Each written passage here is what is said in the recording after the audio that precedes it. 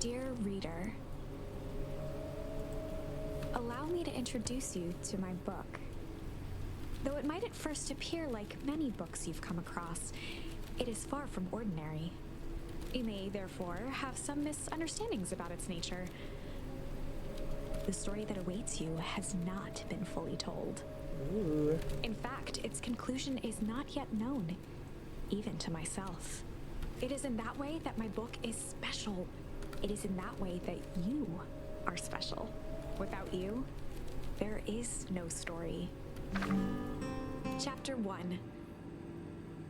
Normal isn't what it used to be. This is a story about change.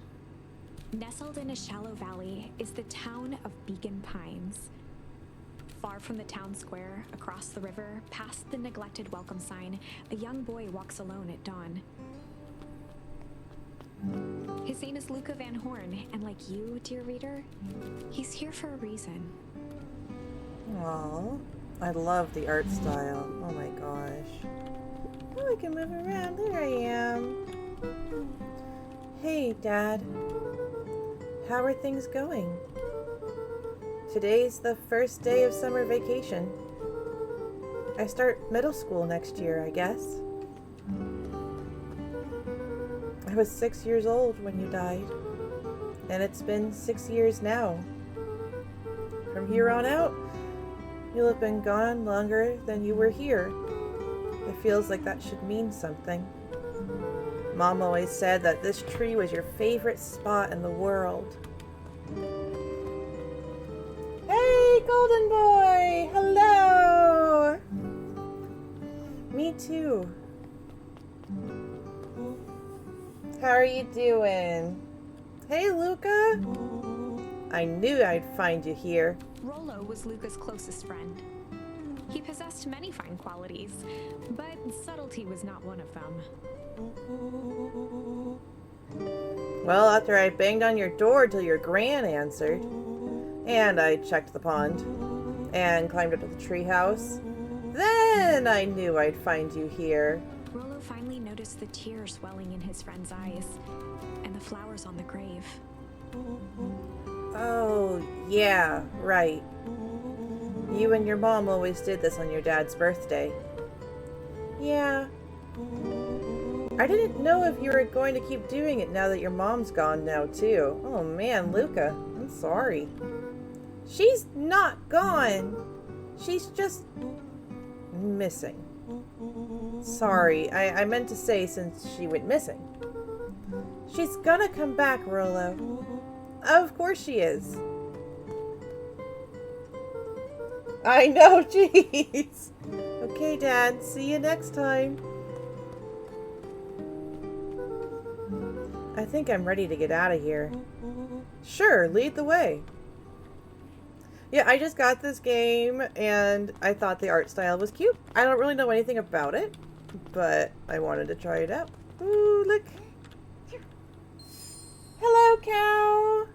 Tickle. How are you doing today? We're doing a solo stream today. I don't get to do those very often. Tickle. Wonderful! I had a good feeling about you from the moment you opened my book. That charm is a very special thing. Very special indeed. Keep hold of it for now. Its purpose will reveal itself soon enough. Well, how are you guys doing today? Just, oh, bless you. Oh, yeah, I almost forgot. The whole reason I was looking for you. I was wondering if you'd ever get to that. I found the perfect way to start our summer. Ooh, eating bread. Yum. How's that? Rollo looked to the side suspiciously. Not here. They might be watching. They who? Shh, not so loud. We need to do this in a secure location. Mission control. Alright, I just have to tell Gran and then we can head out. What are you gonna tell her? I don't know. I'll think of something. If it's all the same to you, I'll meet you at the welcome sign. Your gran still kind of wigs me out. I don't do well with new people. She moved in like half a year ago. Just meet me at the sign when you're done. Suit yourself, I won't be long. Tell Gran before heading out with Rolo. Do I have to go look at them? Okay. So the little tickle one, I wonder if I have to like wander around to get other charms. Probably not yet. Oh, what's this? Oh, look, I'm so cool. Do I get anything for that, or I'm just looking cool? Dear reader, forgive me for this interlude. Remember that charm you found in the dandelion patch? There are more of those special charms to discover throughout Beacon Pines. They've been known to reveal themselves to those who are willing. Some of them can be found in this very house. Ooh. Just some dusty knickknacks. Since Gran had moved in, the house was more peaceful, more orderly, and more covered in flowery fabric. What is it with grandmas and always having flowery fabric everywhere? Oh, let's One see. of his father's old stethoscopes. Luca had spent countless hours listening to anything and everything with it. Not for years, though. Oh, so cozy. Ponder. Oh, that's cute. Gran had Ooh. already lit the fire.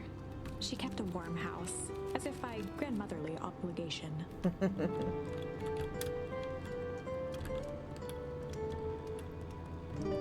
Let's go. Anything over here? Nope. I think she's back here. An Grandma! array of prepared meals crowded the refrigerator, each labeled with the day of the week. A pair of dull scissors, a broken can opener, a mostly empty bottle of glue, and some loose string.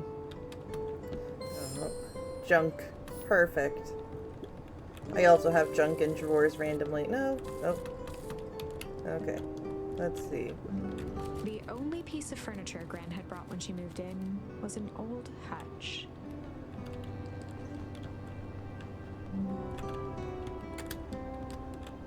How do I get out? Like there? Nope. Oh, I see. There's the door. Oh, I need to close the fridge. Goodness. Aren't Rolos those chocolate cups with caramel center? Yes! I love Rolos so much. They're very nummy. Luca paused at his parents' bedroom door. He just wasn't ready to go in yet. Oh, I understand, Luca. I'm gonna check over here first. Nope, nope. Okay. Gran had commandeered the upstairs closet when she moved in. Some things need shelter from a young boy's mischief, she said. Hide. Oh, I share my room with Gran. Luca tossed on his favorite old sweater. Even though it was the first day of summer, a chill still hung in the air. Oh, I'm wearing a cute little Gran's sweater. moving in meant that most of Luca's things had been crammed in the corner. Luca was somewhat annoyed by the situation. Yeah, I can understand that. Gran's bed was undisturbed. Luca didn't mind that she had a habit of falling asleep in front of the fireplace. It meant that he could read late into the night. And yet she's not there.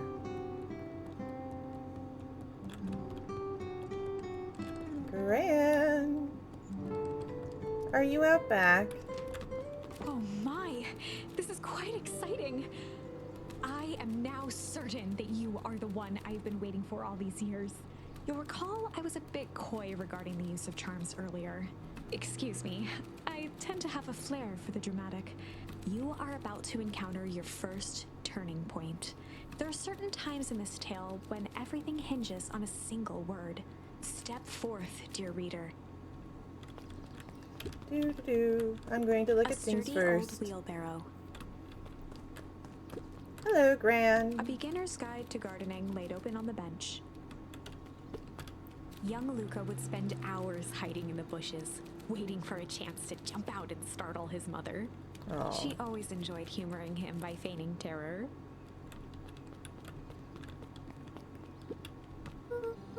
Hey, Gran. I'm gonna go hang out with Rollo for the day. See you later.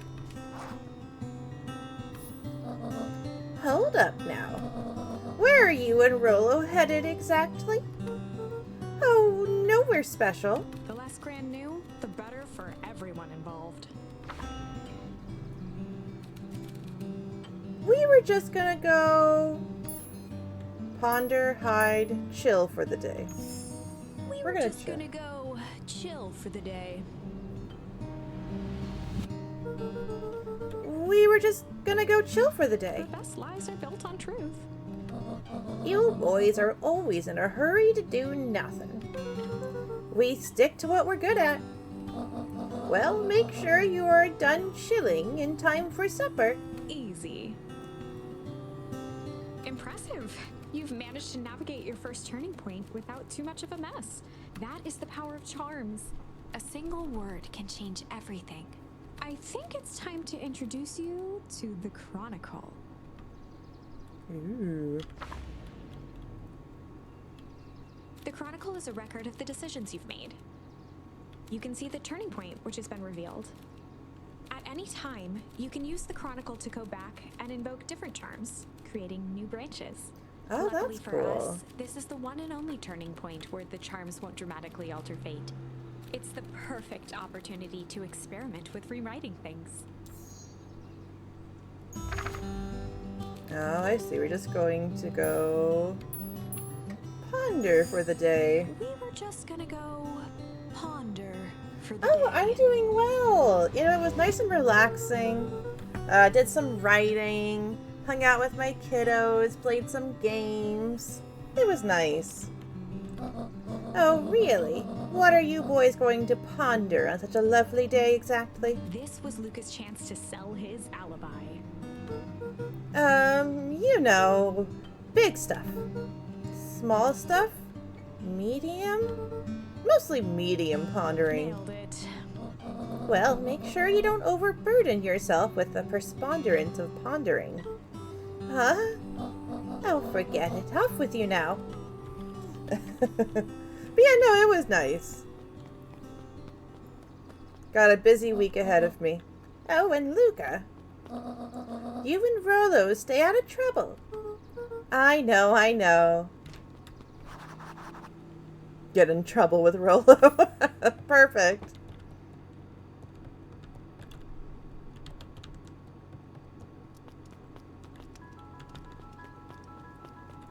Oh, let's see. I think this way. Come on, come on! Woo! Dang it, Rollo. For a town that saw few visitors, the welcome was perhaps more grand than necessary.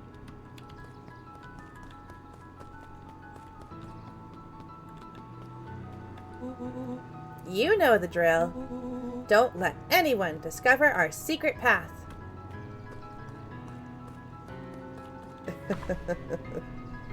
Chapter 2. Welcome to Beacon Pines. For many years, this valley had been a small mining outpost. It wasn't until Sharper Valentine built his fertilizer company that Beacon Pines was established.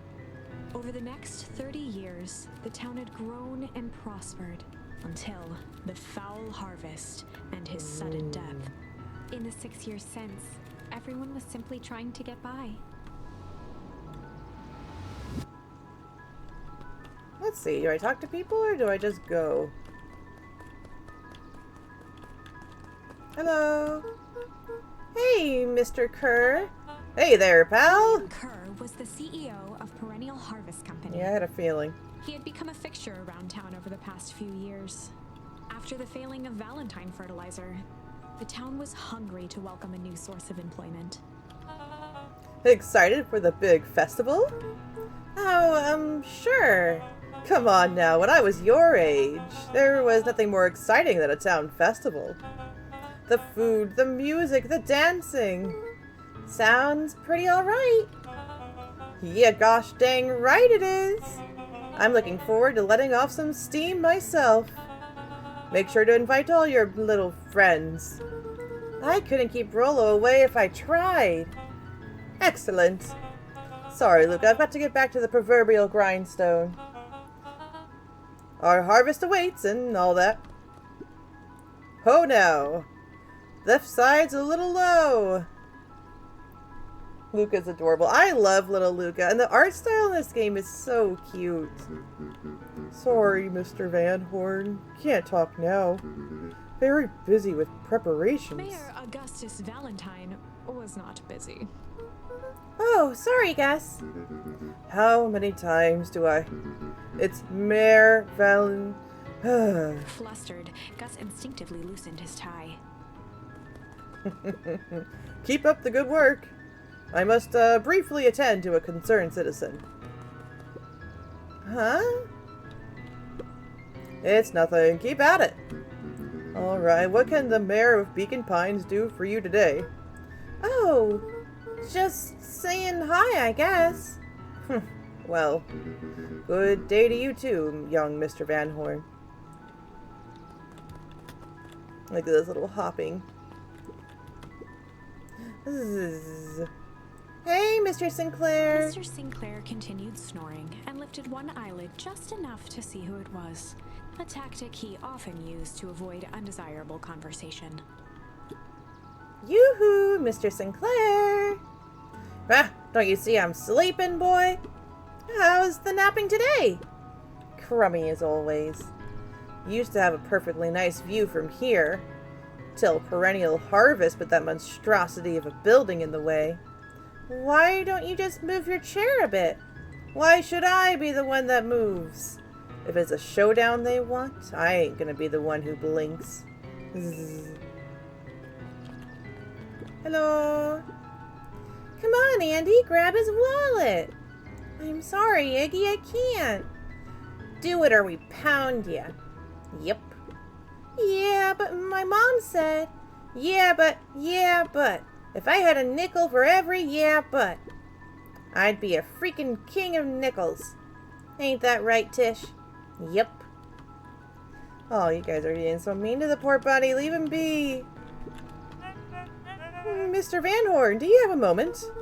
It's just Luca. Golly, I'm sorry. It's my first week at Perennial Harvest. He pulled a pen from the pocket of his sweater vest and began to frantically jot something down on a clipboard. Wonderful. It won't happen again. If we are going to be on a first-name basis, then you can call me Pete. Oh, nice to meet you, Pete. Sorry, what are you writing? Oh, just documenting.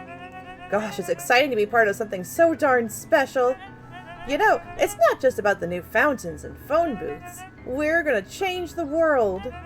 And it starts here in Beacon Pines. Isn't that amazing? Uh-huh. Anyway, I'd better get... Oh, that reminds me. We'd love to hear your thoughts. My thoughts? You bet. If we're gonna change this town, we need to get every detail right. That sounds intense. Changing the world is intense. So, what do you say? Could you answer a few questions? Well, I guess if it's quick. Wonderful! Open to answering a few quick questions. One down. See, it's not that hard, is it? Oh, okay, we're going already. Question 2.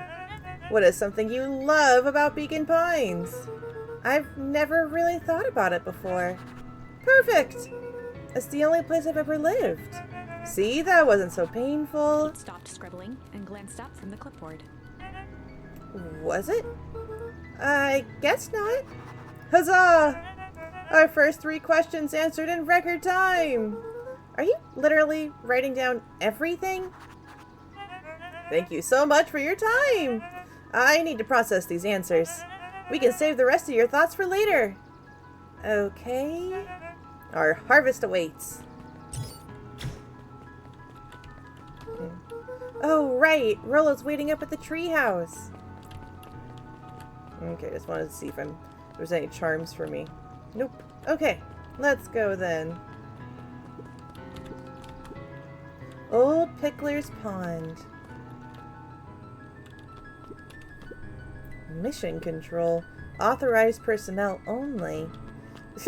Rolo wanted to keep it secret, but he put a big sign right there. Hey, Jetson. Is the line playing any tunes today? No bites this morning, I'm afraid. Come and think of it, I can't remember the last time I reeled one in. But hey, it was never about the catch.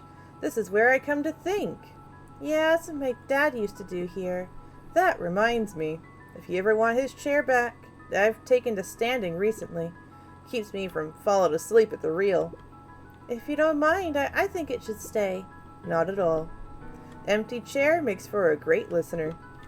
Whenever Luca saw his dad's chair by the pond, it reminded him of the days they'd pack up a couple of sandwiches and fish until sundown. Oh. Oh. Aw. Hey, Dad. Go pick out your bait from the tackle box, Buckaroo. Luca opened the tackle box and picked the perfect bait. Tickle. Junk. Luca tied a shoestring to the hook. What fish could resist a nice shoestring? Give it a good cast now. Okay. Oh, there we go.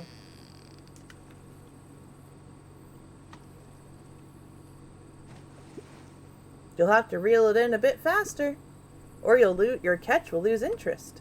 Oh, I gotta go do it again. We'll try tickles. Luca gently baited a feather onto the A hook feather? for skimming the surface.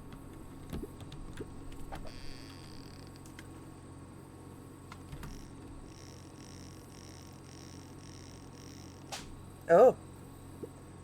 Easy there, Buckaroo. You don't know your own strength. Okay, I'm gonna get this. Luca tied a what fish could...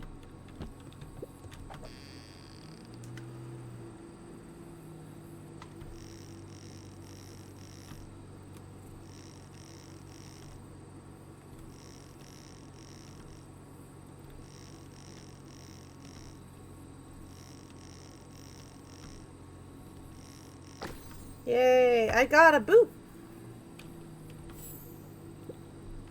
Where do you think the other one is? Hard to say. Sometimes things drift away. That's not fair. No, it's not. Well, wherever it is, I hope that other boot at least has a sock to keep it company. Oh, time to do the other one then. Luca gently baited it first.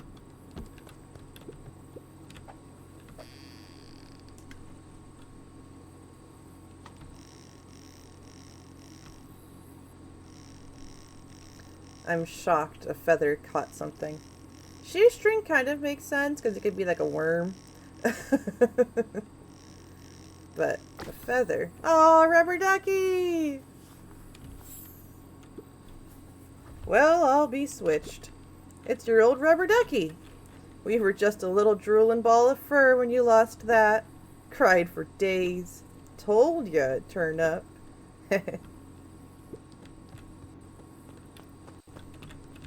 Okay. Oh, what do you say we head out and find some more?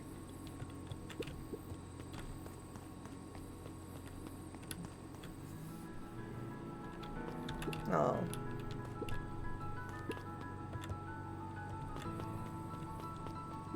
The boys had a good thing going. As long as they kept old Jeff happy, they had an endless source of precious materials to add to the treehouse. Let's go up. Hello, Rolo. Ah, chillin'.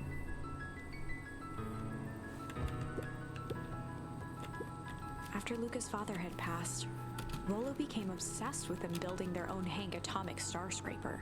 It was some time before Luca realized it was Rolo's way of keeping him occupied.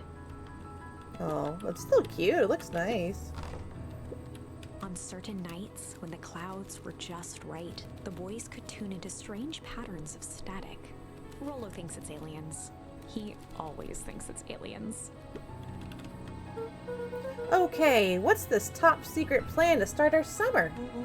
So, you know the abandoned warehouse by my place? The old Valentine building?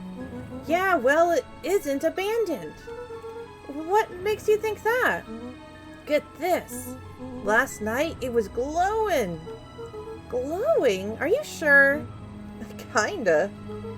That place has been empty since the foul harvest. Yeah. Who would even want to poke around that place? We would, Rollo. We would. Wait. It's just a busted old warehouse. I just meant we could do some research at the library. You want to actually go to the warehouse? What do you expect to find? Answers. My mom's out there, somewhere. And it seems like everyone wants to pretend that she's gone for good. You don't have to come, Rollo, if you don't want to. Luca, remember that time I sort of accidentally burned down the chicken coop? And you jumped in and said it was your fault before my pa throttled me? This is a flamin' chicken coop sort of deal. I've got your back. Thanks, Rollo. Now that I think about it, poking around a decrepit fertilizer warehouse is exactly how I want to spend the first day of summer. Let's go! Luca's winter coat decommissioned for the summer. With the cold holding out longer than usual, he reconsidered its usefulness.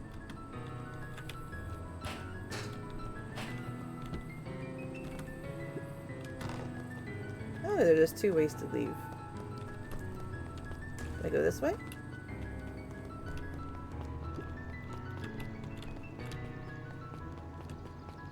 Hey, Rollo! I'm just catching my breath a bit. Go on, I'll catch up. Okay. Ooh, what a pretty place we've got. A coffee shop. Luca could see the morning regulars nestled in their booths at the Early Bean. The Early Bean? That's adorable. Can I go up these stairs?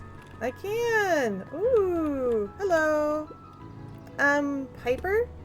Oh, hey Luca, what's up? You know it's summer break, right? Of course. And it's like the morning. Correct. And you're studying? Like they say, the early bird gets the proper education required for a successful and fulfilling career later in life. Uh-huh. Hey, Zariel. Hi, Luca. Could you please tell this lazy butt to help out in the cafe? Lumi, Zariel would like you to... Luca, let me give you a little gem of advice. I know, early bird gets the fulfilling career. Oh, I didn't know that. If you never do what you don't love, then you'll never work a day in your life. Wow. You're really setting the kid up for success. They put so much love into this game. Hey, Mrs. Nelson. Morning, Luca. Any big plans for the summer? Not really. Heard anything about the old fertilizer warehouse? Any strange happenings? Can't say I have. Either way, a dusty old warehouse is no place for a young boy. You be safe now. Oh, I hope there's a cow. Yes. I bet you there will be. Wilder ran the local paper of record, the Beacon. Hi, Mr. Wilder. Morning, Luca. What's the day have in store for you? I was wondering if you heard any news about... News? The Beacon knows the news that needs knowing. Any news about the old fertilizer warehouse? Nope. Oh. Rollo thought he saw some lights there last night. Rollo ought to be careful poking around that part of town. The winds of change are blowing. And change is a dangerous animal. Ooh. The Last Chance Diner. Miss Hatch could often be found near the fountain, too absorbed in a book to be distracted. The two wandered down the wooded path, unaware of the danger ahead. Oh, this is getting good! Hello, little squirrels. Luca, just the fella I was looking for. Hey, Roxy, what's up? Oh, right. Rendezvous with Roxy. This is an important turning point. The first time where your charms will change the course of fate. And currently, we only have one suitable charm at our disposal. Have no fear, we can always return later using the Chronicle once we find more charms. Well, now I'm just rambling. Where were we?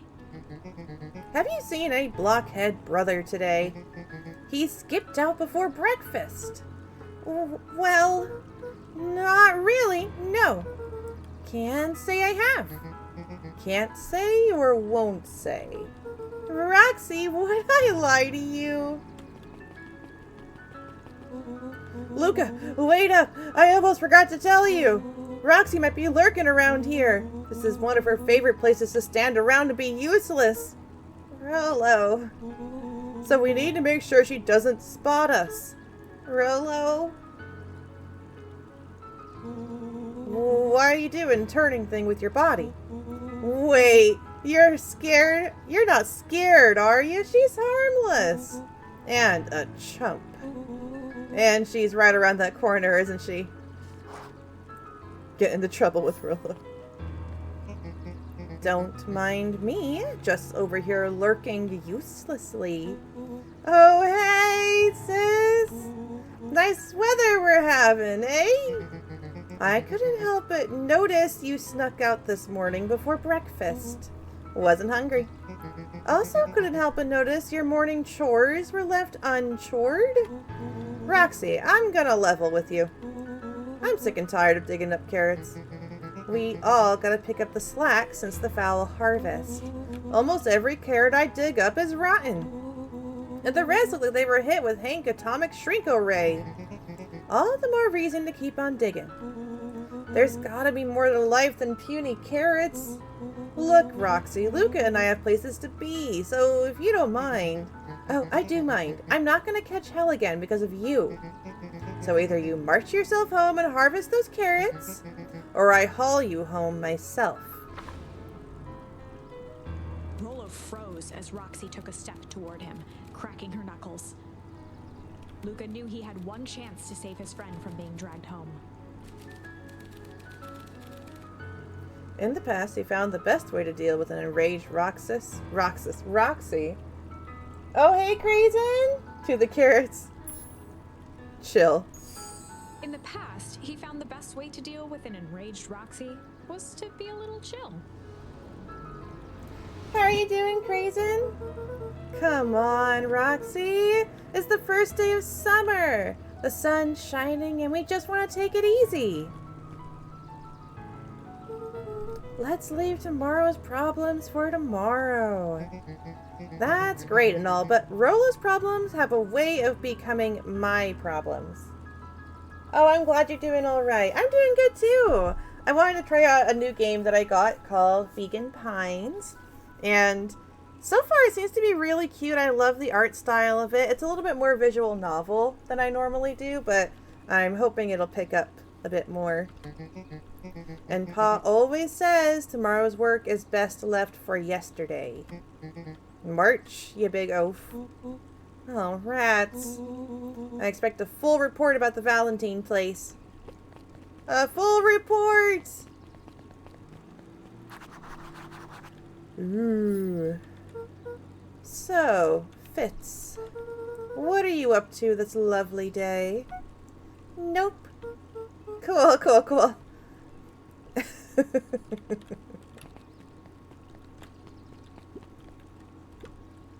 Sharper Valentine, founder of Beacon Pines. Never underestimate what a great man can do given time. A bit much, if you ask me. Indulgent. Okay, let's see. I know the Last Chance Cafe is over here. I just want to make sure I get all my charms. Up at Dawn Newsstand. Oh, a little bat. Hey, Dawn. Sorry to wake ya. Ah, no problem. It comes with the job. Dawn had dreams I of just becoming a imagine. big-time reporter. Ooh, Ledgerbound. What's Ledgerbound about? Dawn had big dreams becoming a big-time At reporter. night, she searched for the story that could be her big break. By day, she hawked papers at the newsstand. What's up?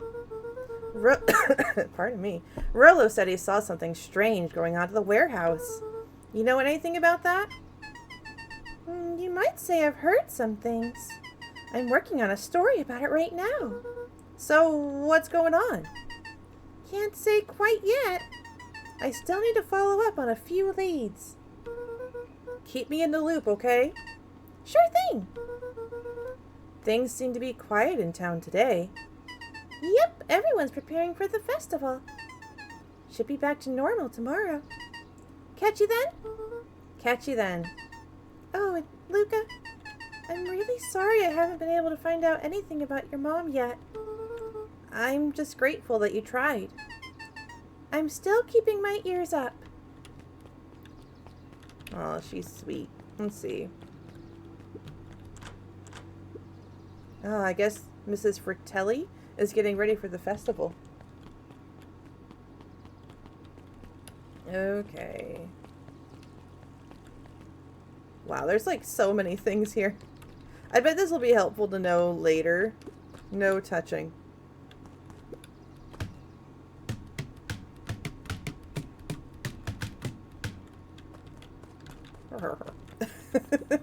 Oh, you're fine, a lizard.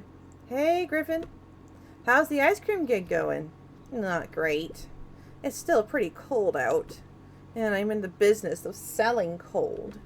I'm sure things will warm up soon. Mr. Tolliver is not at his grocery stand? He's prepping for the festival, I guess. Gotcha. You are insurance adjuster running battles to show that it's possible to beat them, but the person made bad choices until the top client passes, and now you need to go out on a quest to show that they failed due to being underprepared. I've never heard of a game like that, but it sounds so interesting. Like, what's the style? Is it like 2D, 3D? Is it side-scroller?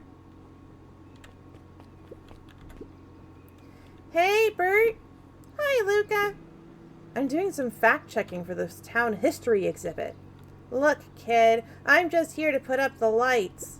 But did you know, when the town was founded, there were only 7 citizens? And they all worked for a mining company? And there was only 1 dirt road leading to town? And there still is only 1 road leading to the town. Oh, right. Okay. Now let's go to the abandoned warehouse. That may not be as abandoned as we think. Oh. Hello. Hey, Solomon. It's a grid-style turn-based combat with lovely, very lovely voice acting. Oh, when a game has really good voice acting, it just makes it all the better. And funny. Oh, that's perfect.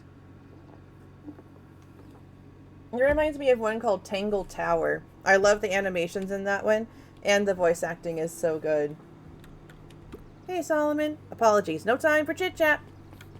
Bye. Looks like the library hasn't opened yet.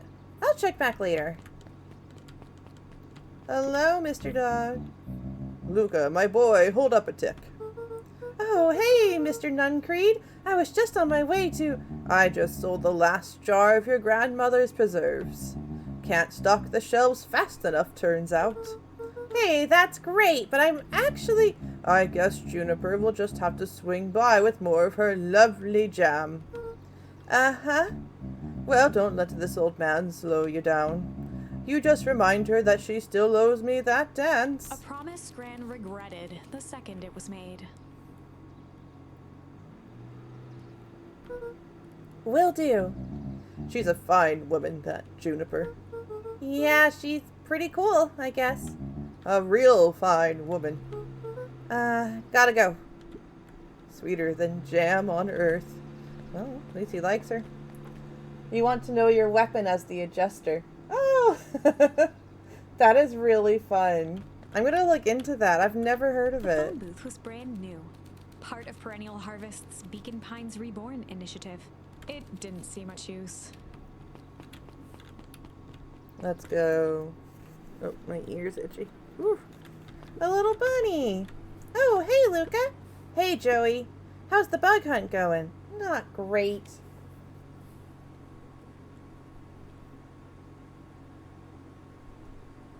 Do you? Forgot the question mark. Oh, do you want to know your weapon as the adjuster? Oh, yes, I do. Bugs have been shy this week. Bugs get shy? Oh, sure. Bugs aren't that different from people. Sometimes they just want to be left alone. If you're going to weep wood, just be careful where you step. No bug crunching. Got it. Ooh. The path led into a small hollow at the edge of Weepwood. Okay. No turning back now. Cautious. Electrified fence. Is the sign new? The fence thrummed with a gentle electric buzz. Okay, so what would Rollo do if he were here? Luca often asked himself what Rollo would do, so that he could rule out that option. I'm definitely not touching that thing.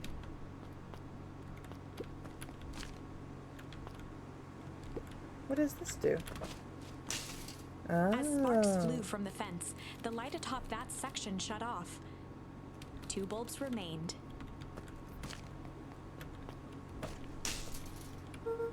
That's 1 2. more to go. A hat rack? Oh my gosh, I love that. The fence's buzzing gave way to silence. Okay, moment of truth.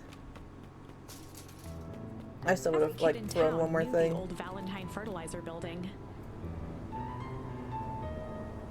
An abacus that deals 1d6 of math damage. Long abandoned, the warehouse once served as the industrial heart of Beacon Pines. Now, it stood only as a reminder of things left behind. The dormant building showed strange signs of life. Okay, so Rollo wasn't exaggerating for once. What's going on There's here? only one way to find out.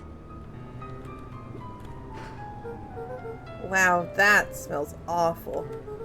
Too bad Rollo's not here. He'd have no problem poking around in there.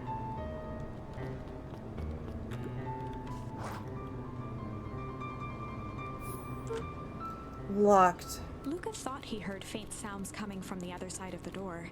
He pressed his ear against the cold metal to hear better. A zipper? The Footsteps? sound of footsteps grew louder. Hello? Huh. Shit. The heavy steel door knocked Luca to the ground. Disoriented, he looked up to see an imposing figure silhouetted in a green glow. It lunged toward him. He tried to scramble away, but felt a gloved hand latch onto his ankle. Luca watched his fingernails leave trails in the dirt as the hand slowly dragged him back through the door, into the lab, into the green light. Oh. This is a story about change. This is a story about change. It was far from the sort of change Luca imagined for himself. But change is, after all, a dangerous animal. The end? I probably should have warned you about this. There are many paths that our story can take. Most will end in tragedy. But don't let that discourage you. We will find the ending that this story deserves. I just know it. From here on out, a charm will have a checkmark when it's been used to its full potential at a given turning point. Now, let's try something different.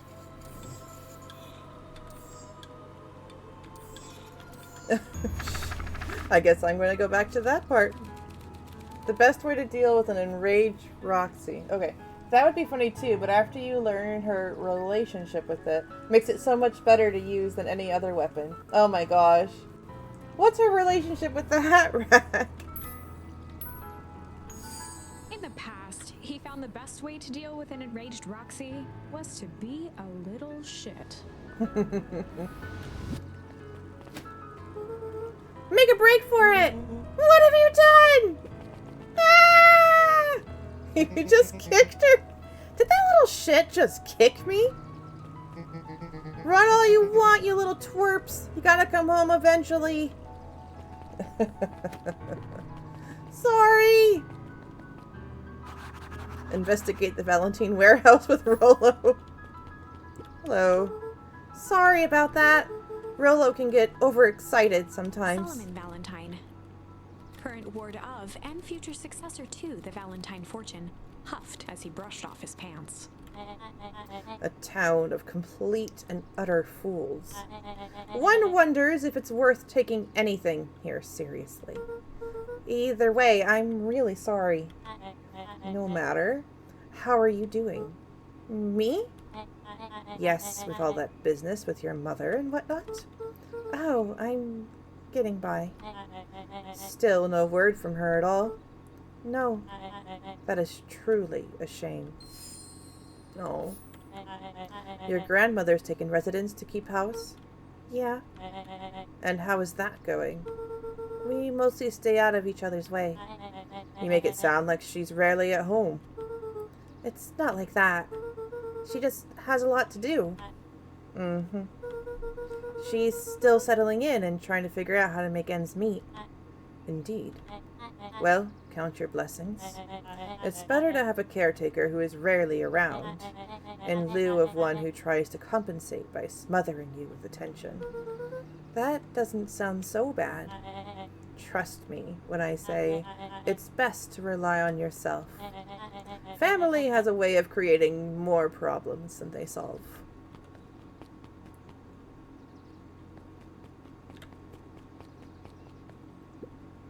Solomon trifled a gesture toward the approaching heiress Valentine. The lot of trash talk for the heir of the only large business in town to fail, right? I agree.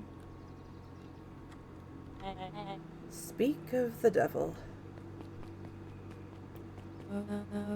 Do not wander off like that. I'm much too busy with the looking all over for you. Apologies, Harris. I was taking a stroll through town. Strolls are for commoners. You are a Valentine now. I want you to be present for the construction of the History Museum. The future of this town relies on its ability to remember our family's great past. Of course. Alrighty then. Are you going to talk to me about my grandmother again? No, I don't know. Oh. I have no choice. Luca, my boy, hold up a tick. Sorry, Mr. Nuncred, kinda in a hurry right now. Yay! Boy's got too much of his father in him.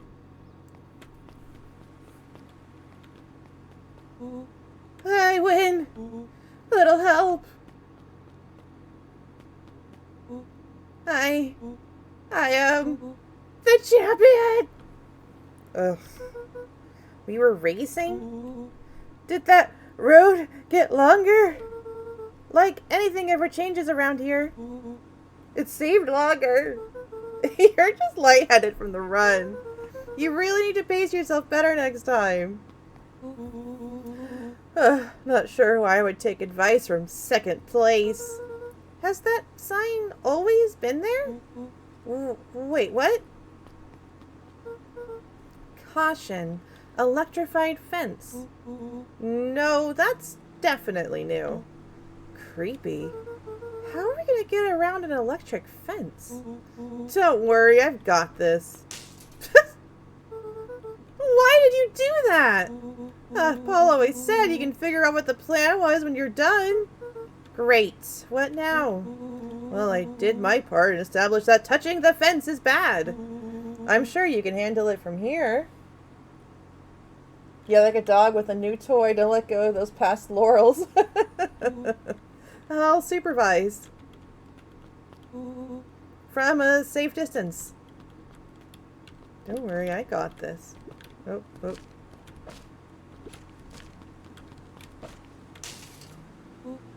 Whoa, you're a genius! Thank you. I think that did it. Luca, you never fail to impress. As the glowing windows of the old warehouse came into view, Rollo began to bounce excitedly. Check it out! Dang, Rollo, you weren't exaggerating for once. Was there ever any doubt? This definitely needs investigating. Good thing 2 ace detectives are on the case. This is bizarre. This is awesome! Rumble. Did you feel that? What? The excitement in the air? I bet your butt I did. Check out this puddle! That's not normal. And this hose! Oh man, the door is locked. Try harder! No dice, it won't budge. Oh well. The dumpster is new, right? I bet it's got stuff in it. I can't really see what's in here. Who did all this? My nose is itching. I think I smell some treasure. Are you sure it isn't the hazardous waste? Just help me get in. Rolo, it would be my honor to throw you in the trash. Come on, Lady Luck. So, what's in there? Let's see. There's a squishy bag of squish. Wow. A good inch of stagnant sludge. Your natural habitat. Wait, hold the phone. It's so weird that we can guess what's going on with what we've seen before. Yeah, right? It's kind of interesting. Like, something bad happens, you get to go back and kind of make different decisions. It's interesting. Hold two phones? Check these bad boys out. Are those walkie-talkies? Just like Hank Atomic Communicators. Do these actually work? Ground command to Hank Atomic. Hank, do you read me? This is Hank Atomic, ground command. You're coming in 5 by 5. How are your vital readouts, Hank? It's getting a little stuffy in here. Requesting assistance for evac. Help is on the way. What was that? Someone's coming. Give me your hand. I'm trying. My hands are covered in squish. Scoot over. I'm coming in.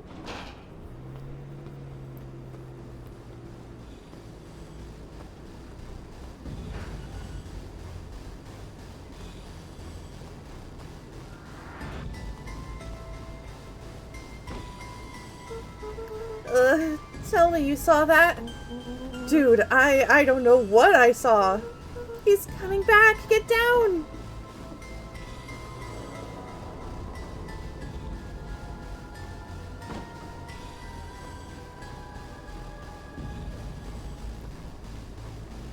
The boy sat petrified under the weight of the bag. Oh God.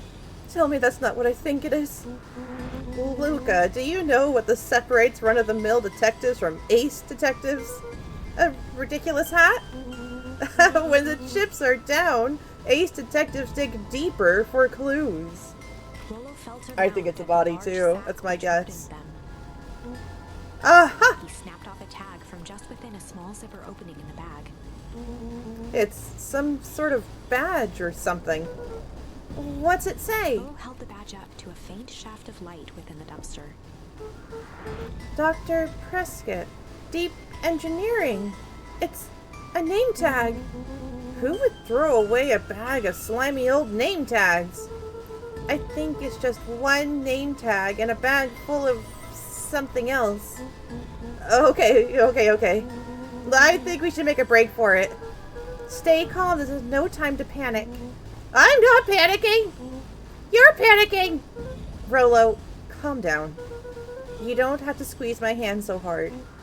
Dude, I am not holding your hand. Quit messing around. What other slime-covered hand would be in here? Ugh. Ah! Ah! Oh God. Yep, it was a body. I'm beginning to see the benefits of your plan. Run for our lives. Right, we've clearly established that I'm faster than you, so I'll go first. Why not go together? Flaming chicken coop, Luca. I'll make sure the coast is clear. After I go, count to 100. If you hear me yell, run. If you don't hear me yell, run. Actually, either way, haul ass. Rollo, I'll give you credit. You sure found an eventful way to start our summer. It's what I do. Well, here goes nothing. The Lucas panic sat face was in the dark, amazing. tracking the sound of Rollo's footsteps as he ran. 1, 2, 3. He pressed his ear to the dumpster wall, straining to hear Rollo's footsteps as they faded away. 15, 16, 17. He tried not to think about the contents of the dumpster as he counted. 35, 36, 37. The thick stench made it hard to breathe. Screw it, that's long enough. Luca carefully lifted the lid and peered out. Nothing. No sign of Rollo. No sign of the man in the yellow suit. Time to haul ass. Luca clambered from the dumpster, stumbling to his knees. He was up like a shot and running, sprinting toward home as fast as he could. Beacon Pines flew by, blurred by the tears that welled up in his eyes. He wouldn't remember getting home at all that night. Throwing his front door open, storming up the stairs to his room and surrendering to sleep almost as abruptly as he hit his pillow. Oh, he's got a stank, though. Chapter 3. Finding a friend. The next morning, it was quieter than usual at the breakfast table. Only the sound of silverware and chewing interrupted the awkward silence. I finished jarring a mess of jam last night. Uh-huh. So, that'll need to get delivered into town today. Okay. So, what did you and Rollo get up to yesterday? Oh, nothing interesting.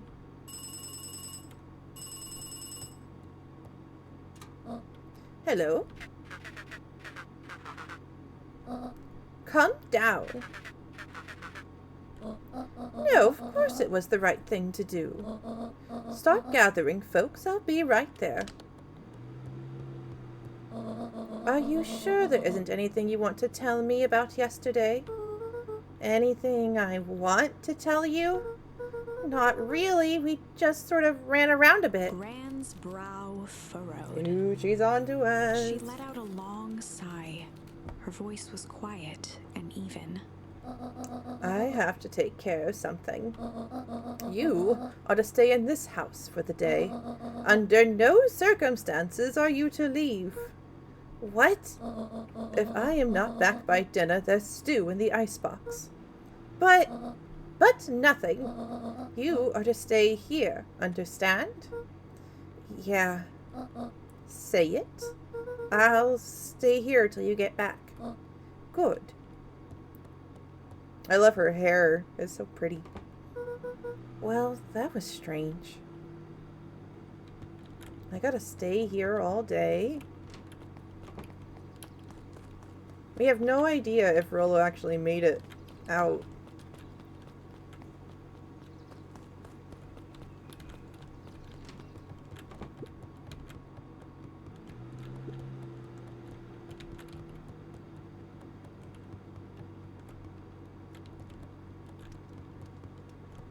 An eerie electronic there we sound go. echoed from Luca's bedroom. Ooh. Hello? Is anyone there? Oh, that's back here. Silly me.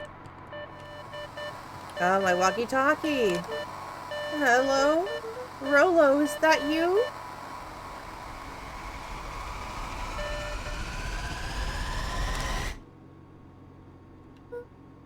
Over? Strange. Luca glanced at the now silent walkie-talkie. He wasn't sure what to think.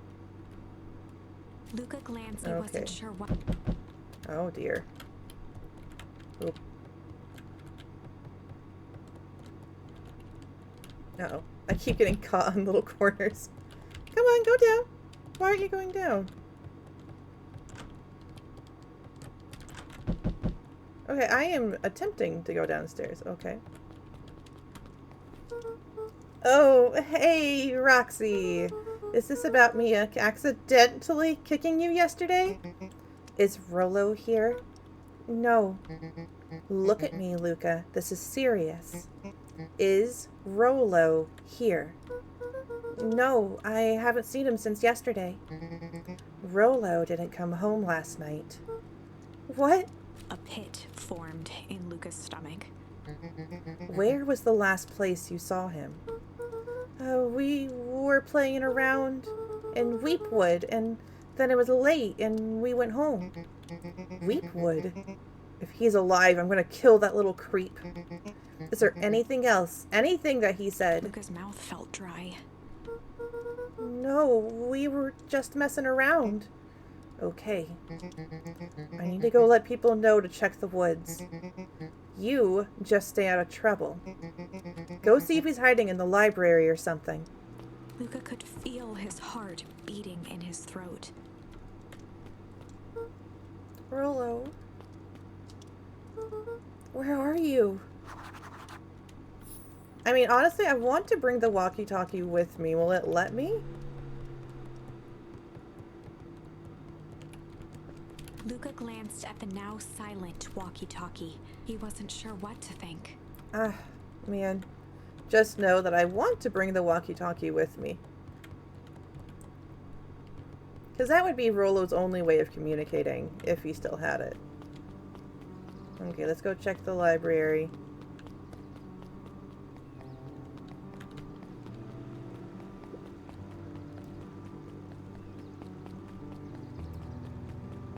Right?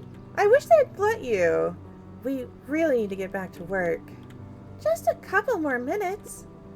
If Roxy said she'll be here, then she will be here. I don't see why I'm standing around, doing nothing, and waiting for Roxy, when I could be standing around doing nothing and getting paid for it. Come on, Lumi, Roxy needs our help. Well, yeah, good intentions don't qualify a legal tender. Ugh, my parents wouldn't listen. No offense, but isn't Rollo always getting into trouble? Something feels different this time. What can we do to help? We need to check where the adults aren't. So I guess it's up to us to check Weepwood. Our shift doesn't end for another couple of hours. We could spend the time making posters. That would be great. I guess. Right. Fitz and I will check Weepwood.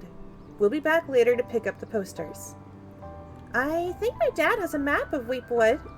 Let's swing by at my house and grab it before we head out.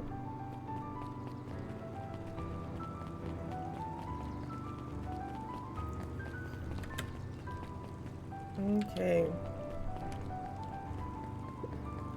Alright, I'll talk to a couple people. I'm so eager to get moving, but I have to talk to people to get the charms. What's this about a missing child? Oh, she's pretty. Is she a little mouse? I love her. I must stress that the situation's completely under control. It all just seems so terrible. Are you sure there's nothing we can do to help? Nonsense. Young Mr. Cotter will turn up safe and sound, I'm certain. You just focus on settling in. I trust my sister has supplied you with suitable lodging. Oh yes, Miss Valentine has been more than accommodating. We were just telling our daughter, Beck, that... Now where did she run off to? Oh, is she up here? Nope. Okay. I think the library's this way. Looks like their tails are furred. Oh, maybe like gerbils? Oh, you're right. Maybe they must be squirrels then. Maybe they're chinchillas. A penguin! Kato volunteered at the library during the summers. He wasn't very social, so he'd dedicate each summer to becoming an expert in a single subject, making him a reliable source of very particular knowledge. If you were to ask Kato something he didn't know, he'd escape into the dusty old bookshelves and return with just the right thing. Oh, cutie. Hey, Kato! Kato was lost in his reading. Kato? Kato. Kato. Kato. Luca crooked his neck to see the title, Introduction to Melitology. Ahem. Oh, oh, hey, Luca, you snuck up on me. Good book? Don't know, just started He it. gestured to the shelves. I'm really running out of books I haven't read yet. So now it's on to the wonderful world of bees. Turns out, bees are pretty cool. For instance, did you know that around 70% of the bee species actually live in underground tunnels? Or that there are 2 queens in a hive?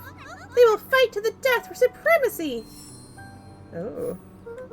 That's interesting, but you haven't seen Rollo around recently, have you? Not since yesterday. Keep an eye out for him, okay? Sure thing! If I see him, you'll be the first to know! Oh, this cute little fox? Hey, Jace. Oh, hey, Luca. Did Rollo come by? No. I was actually surprised. He's usually here early on days when a new issue drops. Rollo's the biggest Hank Atomic fan I know. Besides myself, that is. Well, if he does swing by, tell him to meet me you-know-where. I don't know where. No, he knows where. Oh. Roger that, Space Cadet. Oh, oops. Mycological phosphorescence. Oh, a squirrel and a cat would make sense. More like my complete loss of interest. The bottom corner shelf was a dusty array of thick science books. Only one binding was clean enough to read. Cellular Biology and the Chemistry of Mitosis. Boring. Okay, you never know, there might be a charm, so we're gonna check. The entire top level of the library was devoted to comics, most of which were Hank Atomic and the myriad of lesser revered spin-offs. Fair, fair. Ooh, new editions. There were rarely any actual new editions. Simply a variety of existing content rotated into the front display each week. Not fooling anyone. Sally Seashore's Simple Succulent Sundries. Nice Luca alliteration. brushed off a smudge of dust. Or maybe it was flour. 30 recipes so easy you'll doubt it's even edible. Oh, there we go. I knew there'd be a charm in here. A peek behind the curtain. The methods and ruminations of Patrick C. Montesquieu, one of the greatest acting minds of our time, by Patrick C. Montesquieu. Oof.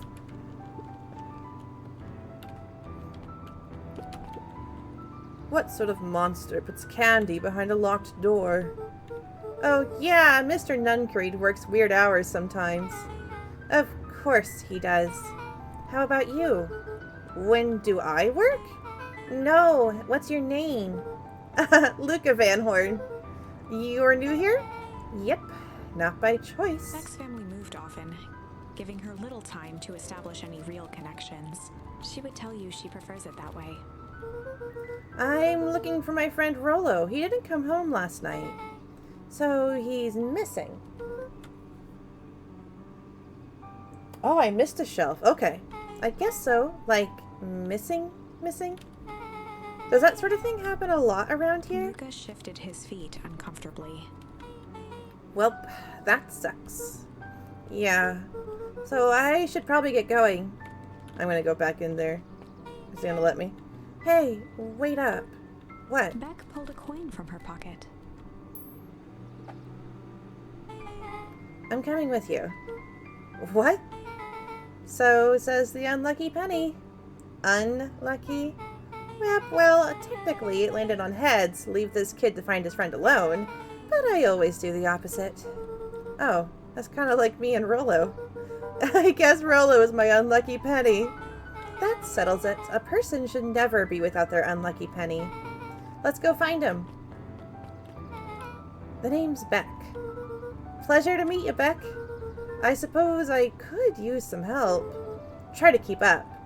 Wait, well, we're going back to the library really quick. We think we missed something. Oh, right here. Let's see. Oh, the cobs I've eaten. A salad-centric travel guide for the mildly adventurous. Yuck. I did. Thank you for catching that.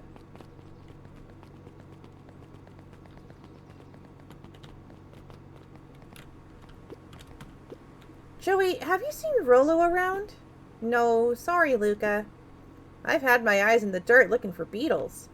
Didn't seem to find any. He never came home last night. Do you think it's been colder than normal? I don't see why that would have anything to do with Rolo. No, the beetles! Do you think the temperature confused their circadian rhythm or something? Who's to say? I'm no meteorologist. Just keep an eye out for him, would ya? Of course. I wonder what's over here. Ooh, fancy. The Valentine Mansion loomed over every other building in town, both figuratively and literally.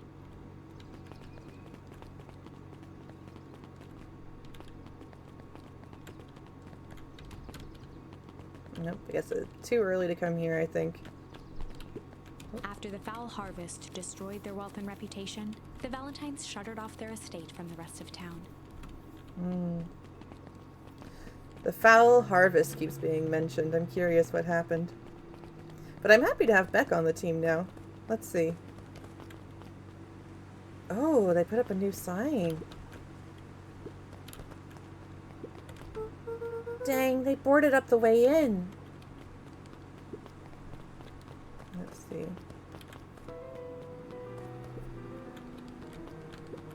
Luca felt a chill as he approached Beck. Her eyes were locked on the strange green liquid. The nearby grass was coated in a fine layer of frost. This sort of thing normal around here?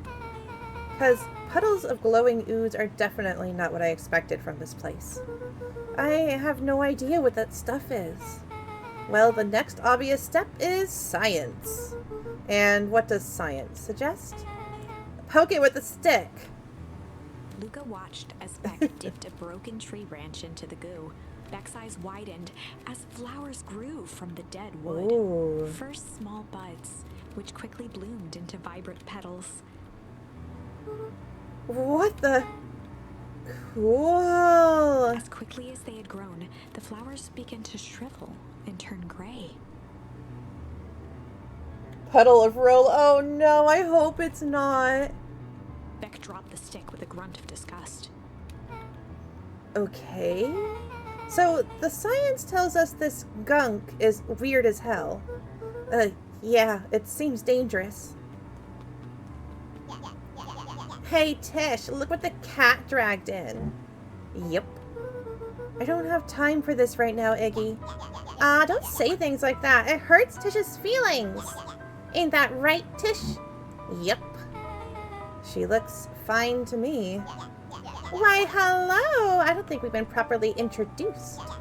Iggy's the name. Tiss is my compatriot, Tish. Yep. You've probably heard of us. Can't say I have. I'll forgive you just this once on account of you being new around here. Why would you hang out with this dud?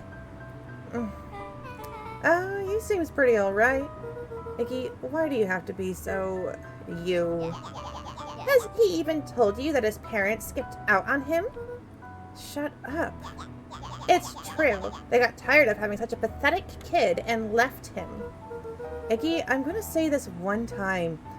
Don't talk about my family. Well, look who's grown a backbone now that a girl's around. First his pops croaked, then his mom finally couldn't take it anymore and bounced. Oh my. Iggy took a step towards Luca, his sneer lit by the glowing puddle. Beck could see tears welling in Luca's eyes, his fists clenched. Some things about Beacon Pines were very different from the city, but a bully from a hayseed town is really no different from a city bully.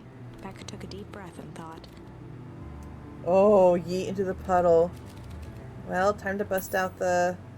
Ha! Strange or the tickles? What do you think, Crazen? Should we do tickle or strange?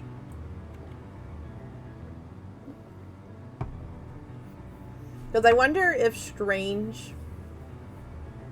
you could, like, out-weird them, or you could try to throw them into the puddle, because that's very strange. Tickling, that could work too. Depends. I thought I had fight. I guess it just doesn't work on this one. But I want to know what you guys think I should do. Boo! Not AI viewers. Boo!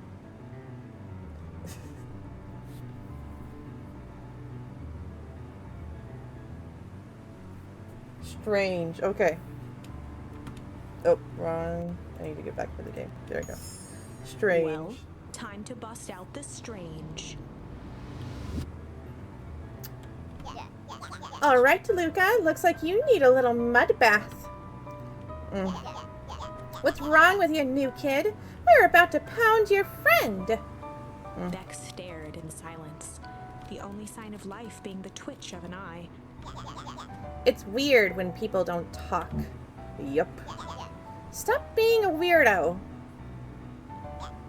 Hello? Are you some kind of wackadoo? Makes sense. Wackadoos travel in packs, eh, dud? At the sight of Iggy taunting Beck, something in Luca snapped. Iggy's smirk shifted to a look of shock as Luca launched himself into his stomach.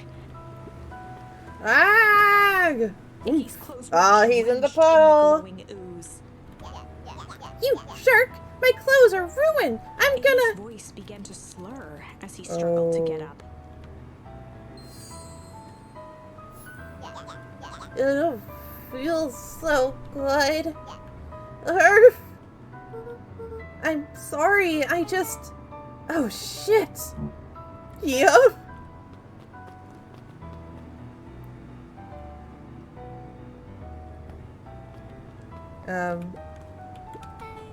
That was intense.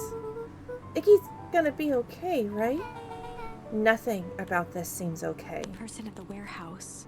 This strange ooze and what it did It to is Iggy. terrifying, oh my gosh. Was Rollo caught up in all of this? Oh, it could be a puddle of Rollo. We have to find Rollo. You took the words out of my mouth.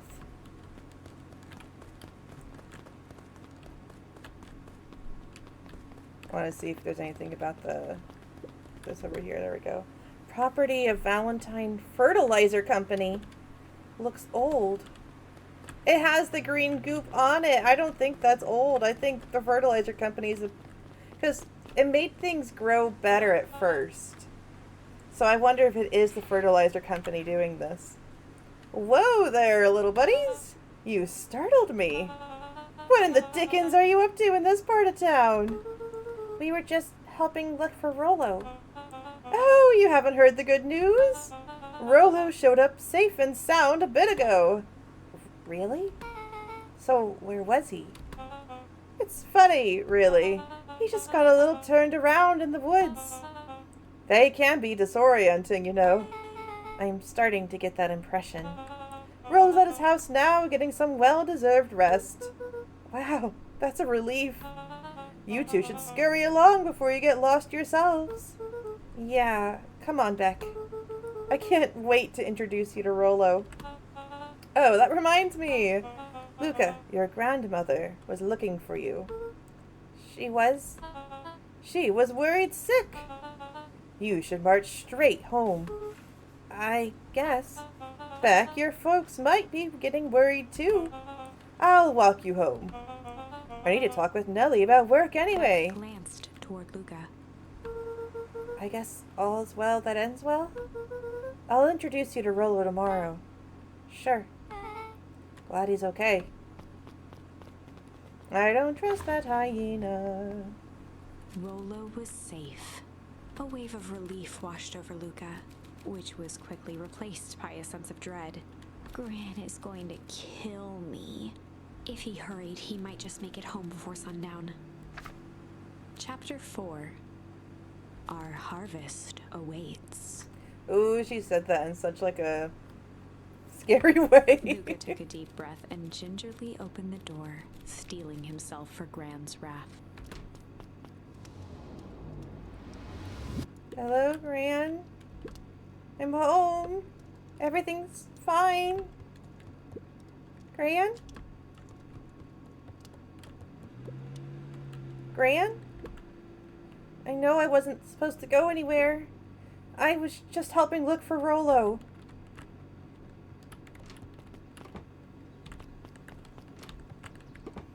Gran? Roxy came over.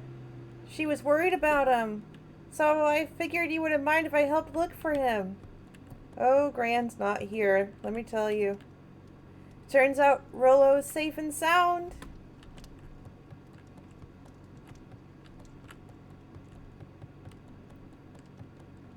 Luca was alone.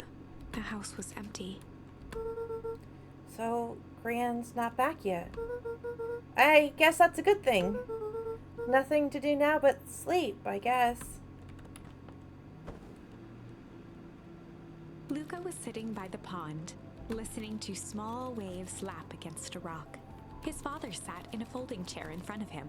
Without turning, he spoke. "Why don't you grab me some nice bait?" "Sure thing, Dad." Luca hopped over to the tackle box and popped open the lid. Inside was a rolling, buzzing mass. "We're fishing with bees?" Luca's father gave a warm chuckle. "Well, you catch more fish with bees than honey. Pick us out a good one." Luca closed his eyes and plucked out a bee. He could feel its wings struggle between his finger and thumb. Holding it at arm's length, he hurried over. His father deftly baited the hook and examined his work. "Interesting choice." Yeah, I'm curious about that too. With a practiced flick of the wrist, the line buzzed in a graceful arc. The water accepted it without a splash or ripple. The wrong choice, but I respect it. The pond began to freeze over. Sometimes we gotta make the wrong choice before we can make it right. Pallid ice propagated across the still surface with an alarming speed. Luca scrambled back as the ground beneath him turned cold. "Dad, I don't understand." "Sorry, kiddo. Understanding isn't always part of the deal." The relentless ice shot through the fishing line toward his father. "Dad, look out!" His father casually wound the reel. "None of it's your fault, you know. Never was." "Dad, we have to go!" Luca grabbed his father's shoulders, trying to pull him away. "Please, you have to run!" The ice crackled as it spread across his father's hands. "That's the thing about fishing, Luca." His chest began to crystallize. "You toss your hook in, and you never know what you're gonna pull out." A shock of searing cold ran up Luca's arms. He gave one last desperate tug. The chair tipped backwards in a single frozen mass. Luca tried to stop the momentum, but it was too late. He watched the icy form of his father slam into the hard ground, shattering into 1,000 pieces that crowded around his feet. Oh my goodness. "Dad, I don't understand. What does all this mean?" The gentle rustle of leaves was the only reply. What a horrible dream. Luca's eyes struggled to focus on the walkie-talkie. Rollo? Faintly, he could hear Rollo amongst the noise. Luca. Rollo, is that you? Luca! There? Rollo, it's the middle of the night. Luca, thank God. Listen, I don't know how long this thing will work down here. Down here? Rollo's voice was coming through more clearly now, but some words were still just static. Listen to me. Someone grabbed me yesterday. What? The man in the hazmat suit? Took me to some sort of... I think I'm underground. Underground? Are you okay? Kinda. They seem more interested in... For now, at least. Mr. Kerr said you made it back home safe. Kerr? No. Trust. He's... Hold on, someone's coming. The signal went silent. Rollo? Rollo, where are you? Luca held still, waiting for a response, his pounding heartbeat marking the passage of time. Okay, I think they're gone. Getting worse. I can barely hear you. Rollo's voice began to fade. Losing signal. That much time. Mission control. Yep, that guy. I heard something about him. You need to... The treehouse. The treehouse! With that, the signal died for good. What was he trying to say about the treehouse? What's at the treehouse? The antenna! He wants me to use the antenna in the treehouse to get a better signal. Rolo, you're a genius. Luca grabbed the walkie-talkie and sprinted to the treehouse. That's good. Notice Grandma is still not back. I thought the treehouse was this way. Okay, go back. I really thought it was this way. Okay. Luca heard a group of footsteps approaching. He dashed behind the bushes to avoid being spotted. Hello, Grandma. So, we all understand our roles? You can count on me. I still think we need more time. This wasn't the original plan. Mr. Tolliver paused, shifting his eyes to one side. We're all in danger now. I, for one, refuse to sit idly by while that danger persists. Refuse. Hiram, you just keeping your wits about you. Mr. Tolliver took one long, quiet breath. You're right. You can count on me. I just wish we could have made that deal with Harris Valentine. Her resources would have come in handy. As I said, I had no time to contact her after your call this morning. Plans change. How is Luca holding up? He's fine. We shouldn't lose sight of the fact that this is all...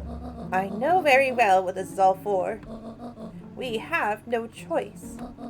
Operation Sparkplug was a new objective. Are we in agreement? The three shared a determined look. Good. We will reconvene after the festival.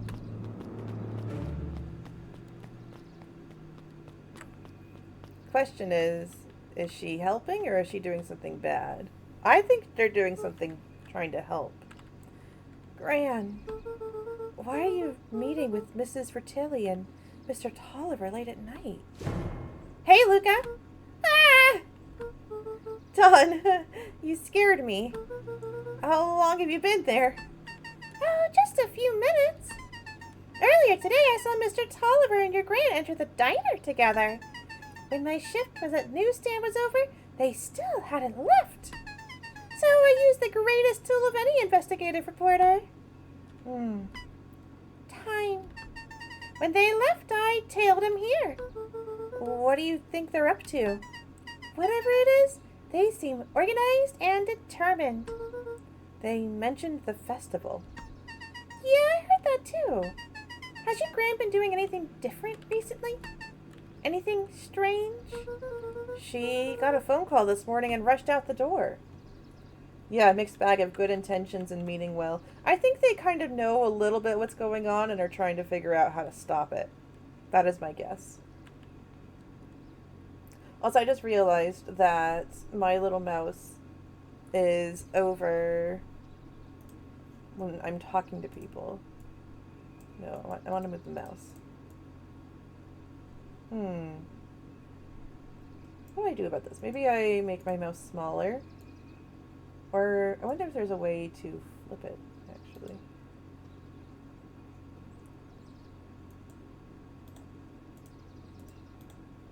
Transform. I can. Maybe I can be over here with Luca. And I'll make myself smaller too. Okay, that way I'm not covering anything, like, major. You guys can still see the cute little art of the other animals. Because they're really cute. You gotta see them.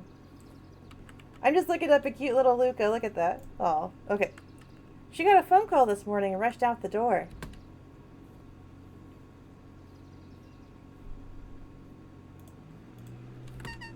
A call from Hiram Tolliver, it seems. She was either furious or terrified. Or both. Luca, be careful out there. I think we might be in the middle of a scoop of a lifetime. I will. Aren't you coming out? No, I'm gonna stay out here for a bit longer. See you, Luca. Oh, she just slowly goes down. The road leading to Beacon Pines was long and uninspiring. A sort of natural barrier for the impatient.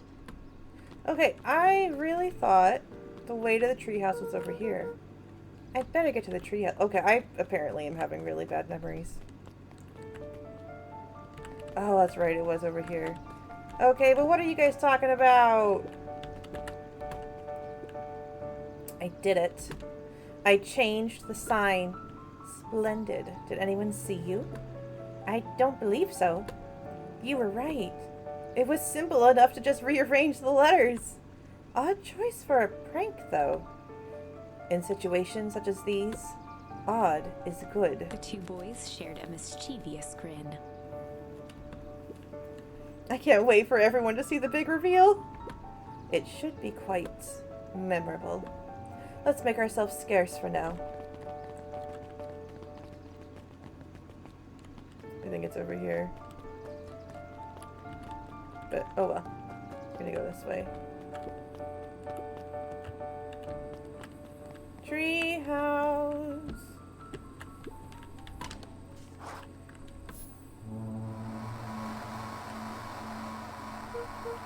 Rollo, are you there? I'm at the treehouse now, Rollo. Mr. Kerr said you were all right. What happened out there?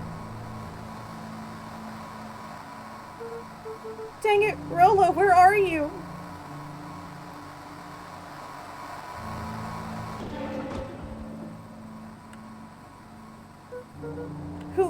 Who's there? Luca could only see a cloaked shape behind the rocket.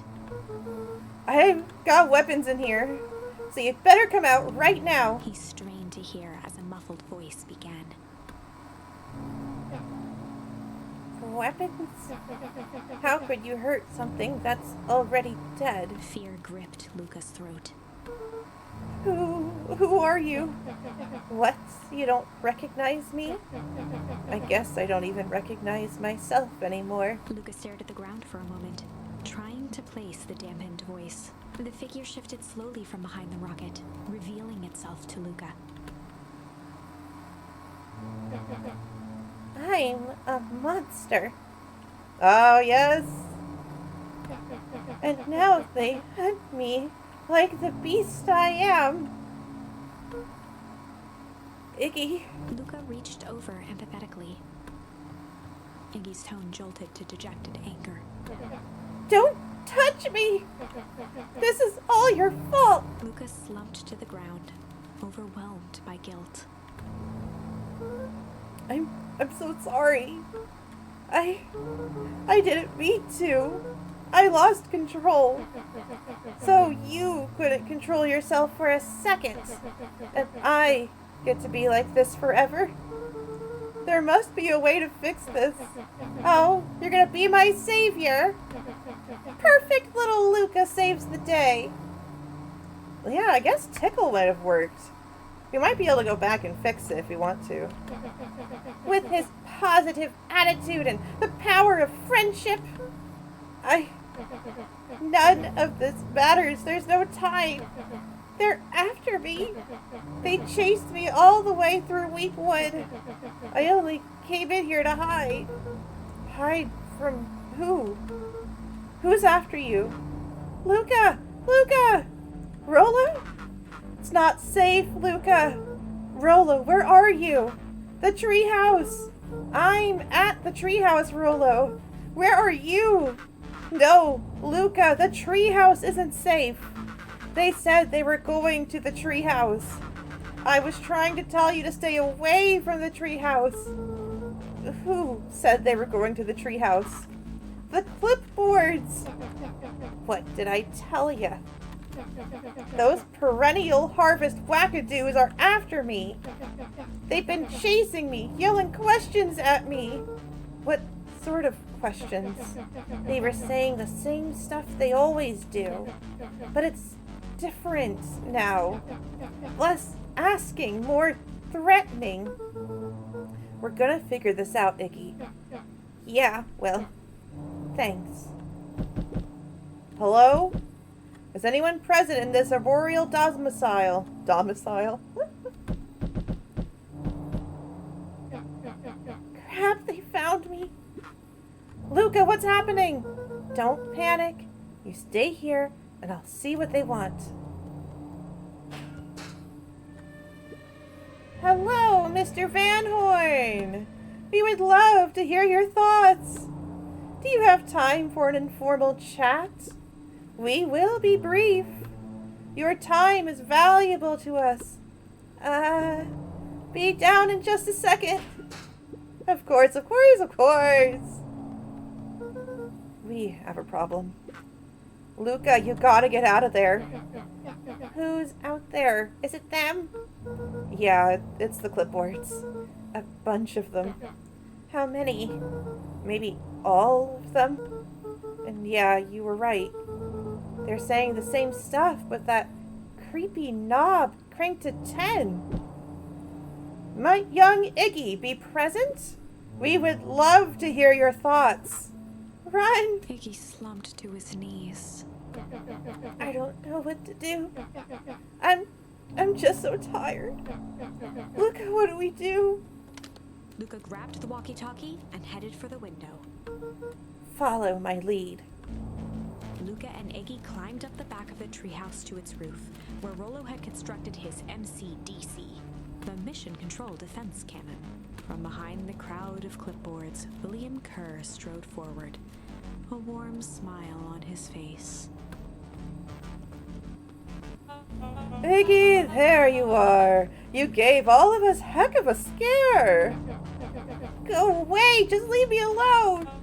Oh, I'm sorry, Iggy, but no can do.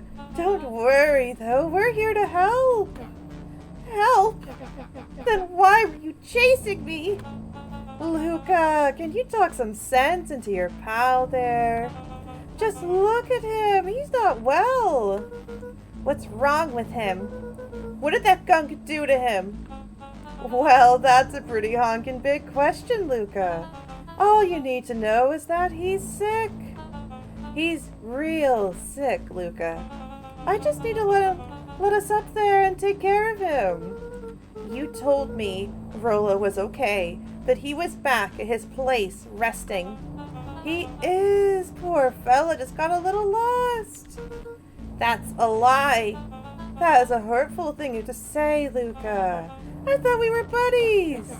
Why? Because he lets you ramble on like a wackadoo? Nobody likes you, you creep. Kerr's smile faltered. Why don't you pop on down here so we can have a face-to-face? Yelling like this is gonna give all of us a heck of a sore throat. And who wants that? Luca's grip tightened on the MCDC. What did you do to Rollo, you liar? Well, shucks, Luca. The only teeny tiny fib I told you was that he was at home. He is resting, and he is perfectly safe. For now, at least. What happens to him next is up to you, Luca. Look around. You're in quite the pickle, and I'm the only person in the whole wide world who can help you. You get to decide how this ends. Oh. Luca's mind raced. He was caught in a trap. What do you do when there's no hope? Iggy wiped his cheeks with a sleeve. What are you gonna do, Luca?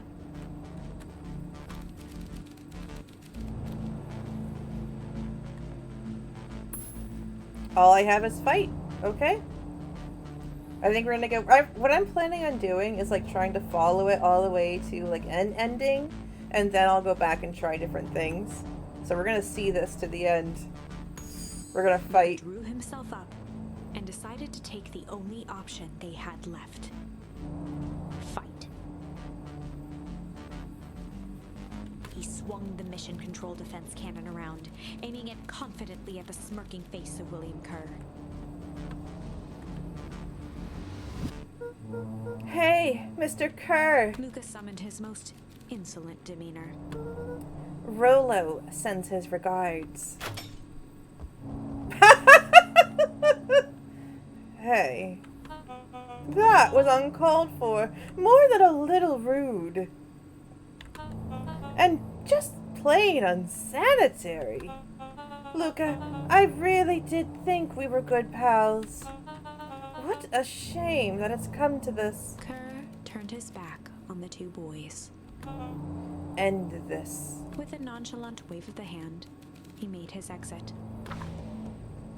Ooh, don't think you As went the well. clipboards began to slowly advance on the treehouse, Luca looked to Iggy with resignation in his eyes. The end. Yep. That escalated quickly. I can't believe that Maybe tickling was discretion the... was the better right part one. of valor here. Let's put a pin in this for now. Okay.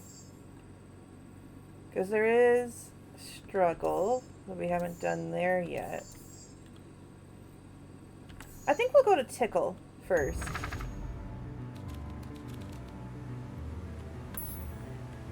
Let's try tickles. We'll see what tickling Well. does. Time to bust out the tickles. Hey, Tish. Wanna see something cool? Yup. Check it. Beck lunged forward and began to tickle under Tish's arms.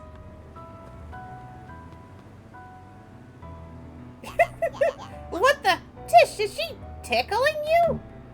Yup. Yup. Tears began to form in Tish's eyes as she gasped Oh, for you're breath making me between laugh. gales of laughter. Yup, yup. Beck redoubled her efforts until Tish finally had had enough. Yup. What just happened? She seems nice. Sorry for the interruption. I think you were just threatening us. Iggy's eyes darted around, a realization dawning on his face that he was now outnumbered. I just remembered I have somewhere to be. Mm-hmm. See you around, new kid. Iggy kicked at the puddle before making his escape. No, Beck! No! No! Whoa! What a little creep. Beck, I think you got a little ooze in your hair. Beck shook the ooze out of her hair as best as she could. Is it bad? It depends on what you're feeling about having a more mature, refined look. Oh, God. Chapter 4. The Best Policy. Luca paused for a moment, catching his breath. Oh, give me one moment. I got a little visitor.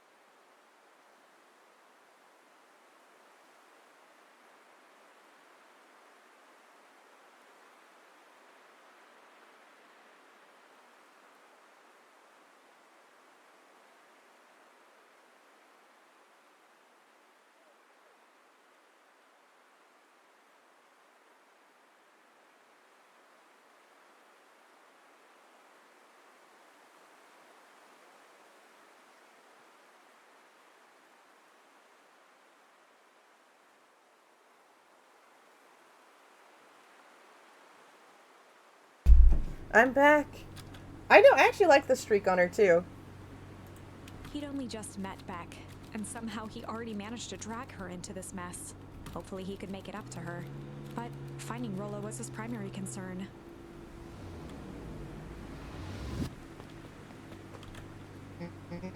Luca, what the hell are you doing out here? And why did a kid with gray hair just run past us in a panic? Roxy and Fitz looked drained. It was clear they'd spent all day searching. That's Beck. I don't care who she is. What happened? We were just helping look for Rollo. Luca, I need you to start telling me the truth. Roxy's temper could often be dismissed as the impatience of an older sibling, but this was the most intense Luca had ever seen her. Her eyes were wild and unfocused, looking straight through Luca. We're running out of time. In a torrent of rambled words and tears, Luca broke down. Good. I was like, Luca, tell somebody the truth. Gosh it. Rollo and I weren't just playing in the Weepwood yesterday. We were investigating lights at the old Valentine warehouse. But someone was there in a strange suit, and we hid in the dumpster, and a heavy bag dropped on us. And I think it was a body. And so we ran, but we got split up, and I ran home. And it's all my fault. And now my best friend may never come back. Wow. Just, wow. Roxy, still exhausted and angry, softened briefly as her eyes hunted the ground in thought. With a determined sigh, she looked up at Luca. It's not your fault, Luca. Rollo's gonna be okay, I promise. Roxy drew herself up. I'm gonna fix this. Luca, go home. But I want to help. This is too dangerous for a kid. I can't just sit around. I have to do something. Roxy tried to think of the safest place to send Luca. You go back to that little treehouse you two like to play in. Wait there in case Rollo shows up. Sound like a plan? Luca wiped his cheeks and gave a quick nod. You did the right thing telling me the truth. Now scoot. You really believe his story? What other option do we have? Things have been strange around here leading up to the festival. My dad has been acting weird lately. Well, weirder than normal. Looking into the puddle, Roxy rubbed her arms to warm up. Why is it so cold here? This place gives me the willies. Wait at the treehouse in case Rollo shows up.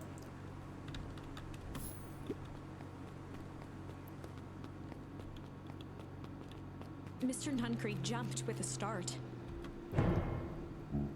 Whoa, don't sneak up on an old fella like that. Sorry. Who were you talking to? What? Luca motioned to the phone booth. Oh, no. I was just checking because I thought I heard it ring. But the dang thing never does, of course. Yeah, I've never seen anyone use it, really. The whole thing's a waste of money, if you ask me. Any word from Rollo yet? Not yet. Long time for a boy to lose his way. It is crazy, we know better. Yeah, we do! Rollo knows those woods too well to get lost. I suppose you're right. Silly boy's antics have the whole town worried sick. Antics? We all know Rollo likes to play his little pranks. You think this is a prank? What other possible explanation could there be? He's not playing a prank and he didn't get lost. Someone took him. I know it. How would you know that? Unless... Luca, is there something else that you know? Dude, Nuncreed's in on it, I bet you. Mr. Nuncreed gently placed one of his substantial hands on Luca's shoulder. Oh, Luca, please. Dang it, boy, if there's something you know. Something that could help your friend, you need to tell folks. Are we telling? Mr. Nuncreed. Kind eyes warmed a stern face. There was a deeper emotion hiding beneath it all. It was subtle, but Luca could sense something eating away at him. There was a shame. Oh man, I wish we had more charms. I wish we'll get more. There was a shame lurking behind those eyes. A deep sadness.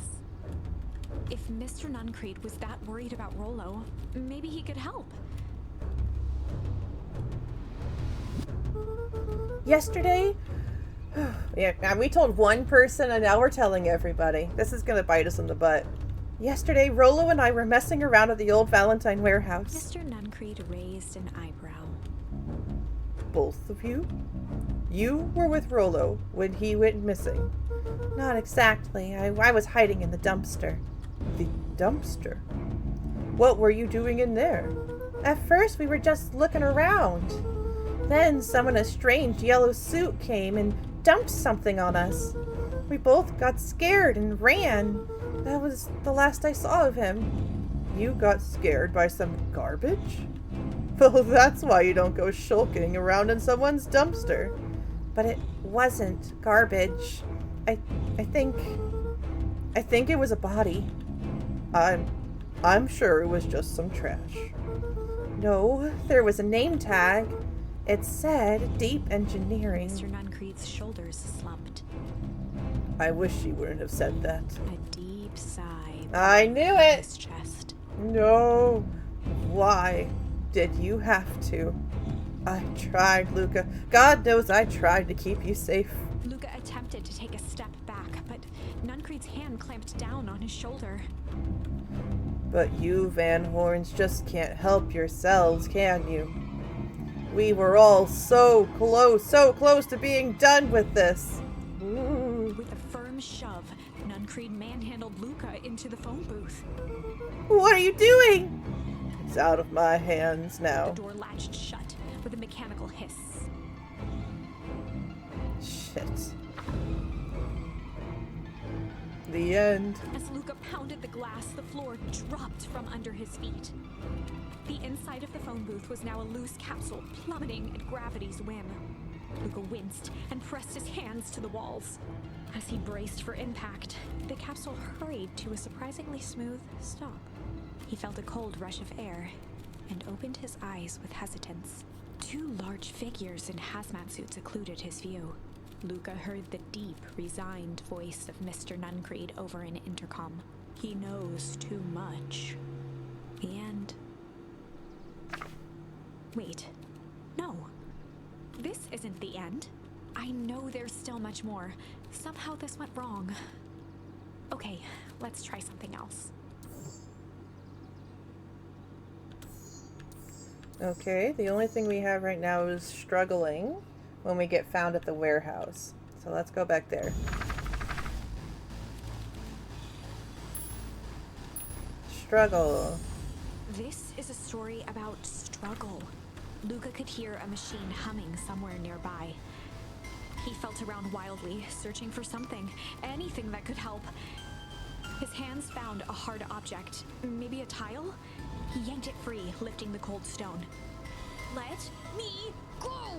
Yeah! He swung the tile as hard as he could at the shape that still held fast to his leg. He heard the crack of glass as the stone hit the assailant's mask. With a muffled yelp, the hand let go.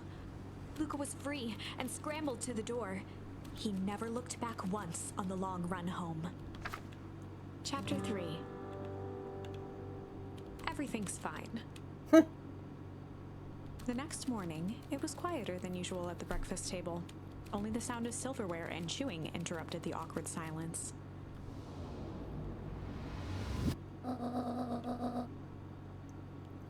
I finished jarring a mess of jam last night. Uh-huh. So that'll need to get delivered into town today. Oh, okay. So, what did you and Rollo get up to yesterday?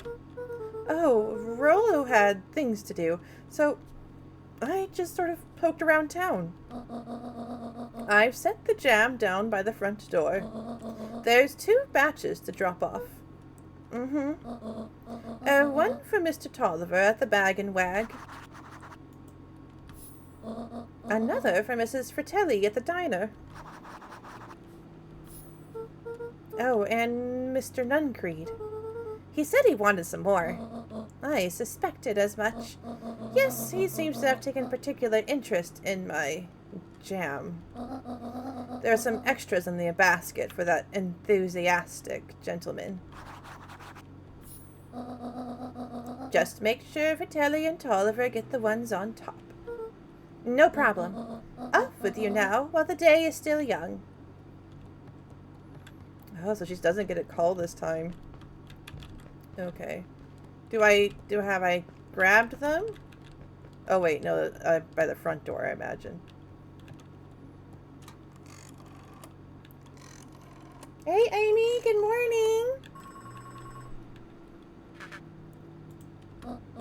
Hello, it's Jennifer Hartford. Before you hang up, just hear me out. I have a business proposition. The simple matter is we both have the same problem that needs solving. Very well, we can meet tonight. Alright, here we go. Oh, I look so cute. Hey, Rolo! Oh, you're okay, honey. It's so good to see you. Okay. Sorry about yesterday. Roxy could be so annoying. But good news, no more boring chores for me today. Did you make it to the old Valentine warehouse? So, what did you find? Give me the dirt. Something happened. There was someone else there. What? Who was it? Was it aliens? I knew it would be aliens. No. Zombies? No. Alien zombies? What else could it possibly be? Rolo, I've got to deliver these into town first. We can catch up after. Oh, is it a whole thing? Sounds like a whole thing. Yeah, we shouldn't talk about it here. Meet me at the treehouse tonight? I'm not sure what this treehouse is that you speak of. Meet me at Mission Control. Roger that, Space Cadet. Here I go, that's so cute. Do. We're off to deliver. I forget who I'm delivering to. I need to talk to people. No, I need to deliver things first. Can I talk to people as I'm delivering? Wait, watch your step! Oh, sorry. There's a whole family of beetles here. They've gone missing. I thought they just sort of wandered around. Everyone has a home, Luca. Even beetles. Luca checked the soles of his sandals.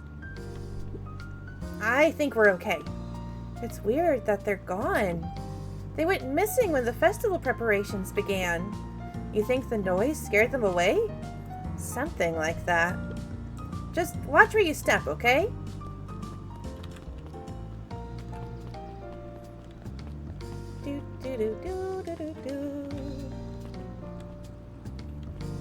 I really don't remember where I'm supposed to bring these.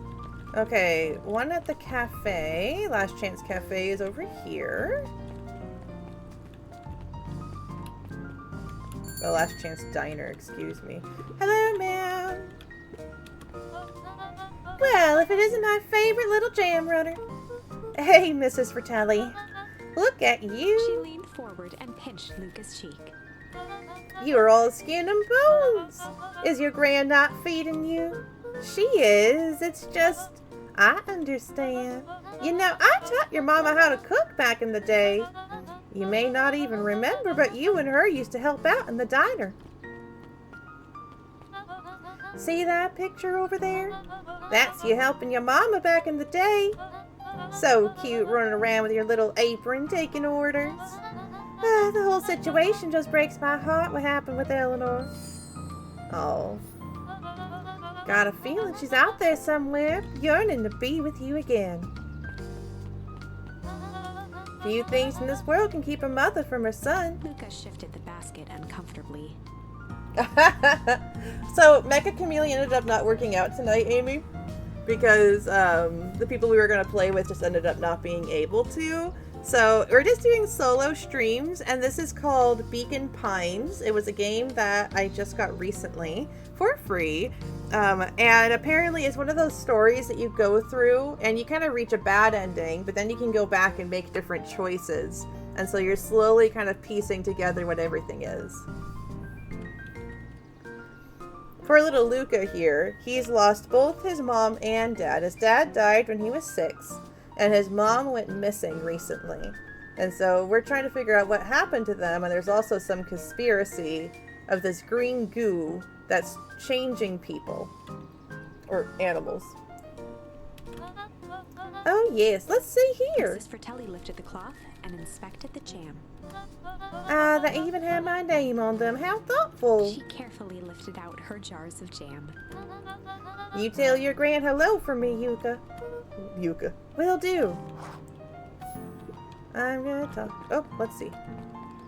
Luca squinted at the faded photo of him and his mom at the Less time. changing, more aging. Memories of that day came flooding back. Oh, look at little Luca. I'm ready to help, Mama.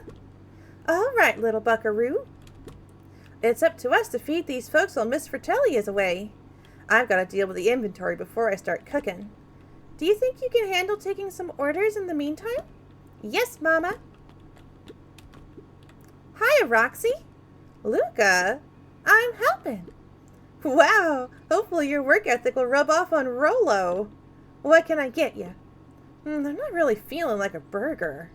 How about a chicken sandwich with bacon on top? Coming right up. Do I get to make it?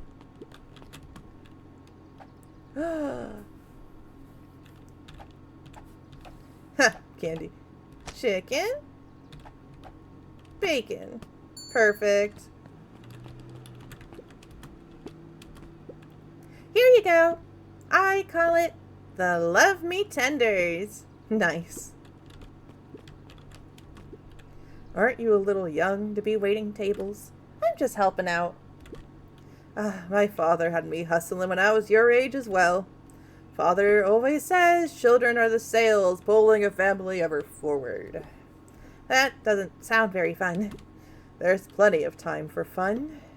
For instance, Father and I always make time to have lunch together once a month. Luca glanced at the empty seat across from Gus. Should I come back? Oh, no, it turns out Father was too busy to have lunch today. I'll just go ahead and eat alone. Oh, silver lining is without him I can have my usual. A stack of cold cuts topped with a pile of sloppy chili. Okay, cold cuts and sloppy chili. Coming right up, sir. I think that's cold cuts. Yes. Is that chili? That's totally chili. Do do do do do. Here you are. Cold cuts with steaming hot chili on top. I call it the hot and cold. That's perfect. Thank you. Gadzooks, they shrunk the waitstaff. Jeff slapped the table and gave Luca a toothy grin. How's your pops doing? He's been pretty busy these days. I know the feeling. Tell him the fishing rod he ordered should be ready next week, will you? Sure thing. I've been in the mood for something sweet. Got a burger that can satisfy a sweet tooth? A sweet burger? Yeah, top it off with some grilled cactus. Grilled cactus? The heart wants what it wants. I get to use the candy. How exciting. Candy. Grilled cactus. I should probably pull off the spines, but it's fine. Here's your order. I call it the sweet and stabby. Now that's a burger with a bite. Looks like we're missing a few things. Why don't you run out and grab some more ingredients? Okay, I'll be back. Aw. I'll be back here for lunch with your dad. If I could just be left alone, Mr. Young Van Horn. Oh, sure. Sorry to bother you. It's just that Mr. Kurz asked me to make the opening speech at the festival. And being mayor and all, you might expect me to be a charismatic speaker. Truth is, I'm terribly nervous. I don't really think I'm cut out for this sort of thing. Cut out for being mayor or for public speaking? Both, I suppose. Never really chose any of this. It's more of a duty to my family. For our legacy. Sounds like a heavy burden. as for the festival, just speak from your heart. I'm sure it'll be great. Okay, let's go. I don't know where the next one goes. Like, I know the guy. I just don't know where that is. Mr. Wilder, I trust you have time to chat. Eris Valentine, oldest of Sharper Valentine's children, and heir to the Valentine fortune, had a way of making questions seem like demands. Certainly. What seems to be the problem? Mr. Wilder had learned to assume that if he was hearing from Eris, it was because she had taken issue with something he had put in the paper. I couldn't help but notice that the front page of this morning's paper was consumed with stories about the silly festival. Well, yes, that's the news of the day, but there's no mention of the museum, nor the foundation through which it was endowed. I'm sorry, Miss Valentine. My readers are more so interested in this town's future, rather than any one family in particular. There was a time, Mr. Wilder, when the goings-on of my family was the only thing this town cared about. Well, things change, ma'am. And you know, change is dangerous. If you finish that thought, I'll make a monocle of permanent fixture of your anatomy. My apologies. Good day, Miss Valentine. Did I give you the impression this conversation was finished? Mr. Wilder averted his gaze and began to polish his monocle. Well, good day, Mr. Wilder.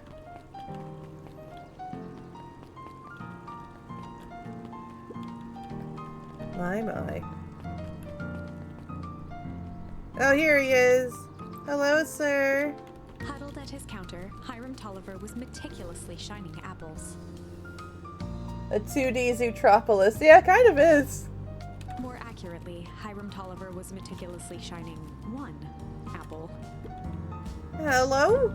Beep! With a yelp, Mr. Tolliver fumbled the apple, flailing at the air as it fell. Oh, sorry. No bother. He leaned forward and lowered his voice. I see you have something for me. Yeah, Gran said some jam. I'm supposed to give you? He leaned in a bit further. Jam? Yeah, these ones on top? She wrote your name on them. Mr. Tolliver leaned back, speaking loud enough for anyone to hear. Ah, yes, the jam! Thank you so much for delivering this jam to He me. reached forward and snapped up the jars of jam, giving Luca a little wink. I shall put it on my store shelves post-haste. Okay, I should finish my deliveries. Of course. Of He course! leaned in for a final whisper. Of course. Can I touch it?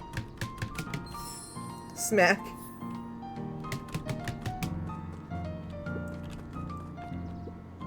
How do you keep the ice cream cold? We keep them on ice. Where do you get the ice from? I don't know, somewhere cold. How do they keep somewhere called cold? Look, Bert, do you want some ice cream or not? No, I'm good. Oh, the museum's open. Sharper Valentine, a celebration of excellence. We all know Beacon Pines is a great town. What you may not know is great towns grow from mighty roots. And that is why you cannot tell the story of Beacon Pines without telling the story of one Sharper Valentine. Young Sharper's keen intellect and strong moral fiber led to a grand vision. A vision of a community dedicated to a better tomorrow.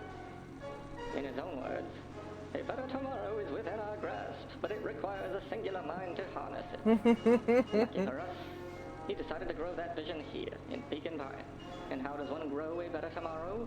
With fertilizer, of course. Valentine's Fertilizer Company became the lifeblood of a town yearning for purpose. But then tragedy struck, a scientific experiment gone wrong. An accident which took Sharper away from us far too soon. Oh my. To this day, we struggle to pick up the pieces. But one foul harvest isn't enough to stop the people of Beacon Pines. The spirit of Sharper Valentine lives on. It lives in the hearts of everyone with a dream for a better tomorrow. Together, we will follow his example and grow a bountiful future. Paid for by the Valentine family and the Valentine Fertilizer Company Residence Fund. Lovely. Oh, good. That was unhelpful. Yes, it was, but that's okay. Let's go deliver this to Mr. Nubkeen, even though we know that Mr. Nubkeen is quite an awful person. Hello, Nun Creed. Oh, I didn't realize there was a little thing here. Jeff's hardware closed down about a year ago. Oh, that's a The bummer. effects of the foul harvest stretched wide. When there are no crops in the field, tractors don't need fixing. That's true. Hello. Got some jam for you, Mr. Nuncreed. Luca, you seem chipper.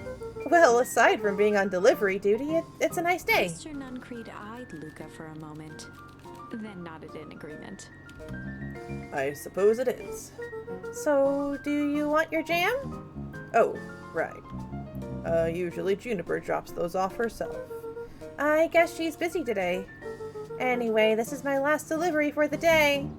Oh, in that case... Nuncreed snatched the basket from Luca. I'll hold on to the basket until next time I see your gran. Ah, he's a creep. Oh, hello! Hi, Beck. Hey, you. Anchovies or pineapple? What? Don't think. Just answer. Pineapple. Why? How old are you? 12? Perfect. Follow me. Who are you? Anyone ever tell you you ask too many questions? Just try to keep up, okay? Here we go. What just happened? Well.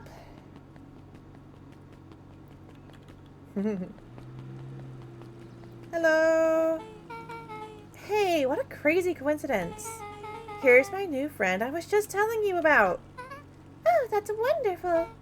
Yep, we just hit it off. Oh, really? Get this, his favorite pizza topping in the whole world is pineapple. Oh, and what's your new little friend's name? Beck locked eyes with Luca. The look on her face was equal parts expectant and desperate. Luke Van Horn, nice to meet you. I'm Nellie, and this is Ilana. Ilana? Oh, I like that. We're Beck's parents. Beck gave Luca a quick nudge. Oh, yeah, Beck told me all about you. Already feels like we've known each other for years. So you both can stop obsessing about me making friends. Oh, darling, we never doubted you. It's just that for children with fewer than 5 close friends, the probability of a stunted development doubles. Well, 1 down, 4 to go, I guess. What Nellie means is that we just want this move to be as easy on you as possible. You can relax. A friend has been friended. This calls for a celebration. Luca, you must join us for dinner tonight. Dinner? Wow, another coincidence. I actually already asked him, and he said he would love to. It's just wonderful. In that case, we should pick up some groceries. You two don't get into too much trouble now.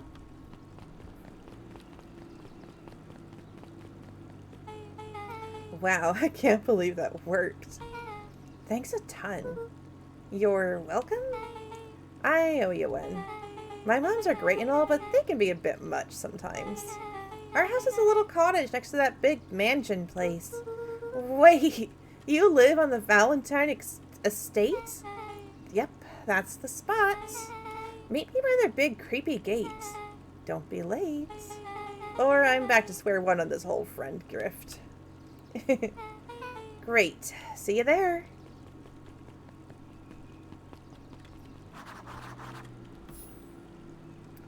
Okay, where is little Rollo? Am I just not telling him about any of this?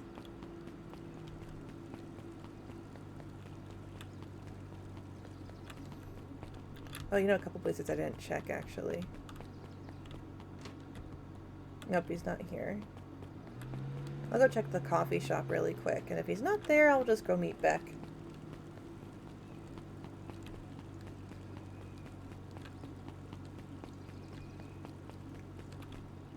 Nope, not here either. Okay. Do do do do do.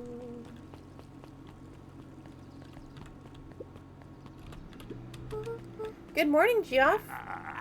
What's so good about it? Another day further down the tubes, if you ask me. Come on now, it's not all bad. The festival's coming up. The festival. Old man Valentine used to put on cockamamie shindigs all the time. And where did that get us? Well, it's Perennial Harvest putting on this one. And they're doing it for the whole town. As far as I see it. The difference between the old Valentine Company and this new Perennial Harvest outfit Jeff dug through his pockets for a bit. is the difference between this empty soup can and this brown banana. Both those are garbage. Exactly.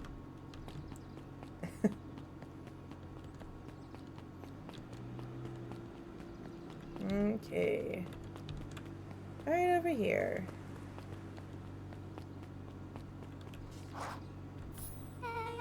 So, who all lives in that house? Iris and Gus Valentine grew up there. And Solomon moved in a few years back. That creepy little kid in the vest? That sounds like the one. So, just 3 people live in that huge thing? I bet a bunch of shady stuff happens all the time in a place like that. Not really. The Valentines pretty much keep to themselves. So, it's creepy and boring? Pretty much. What a waste. My mom says that it used to be way busier, back before Sharper died. Before the foul harvest. Okay, that's like the 5th time someone's mentioned this foul harvest thing. And you all use that same ominous tone. Eventually, you're gonna have to explain to me how that harvest got all fouled up. But we can't keep my parents waiting anymore. This way.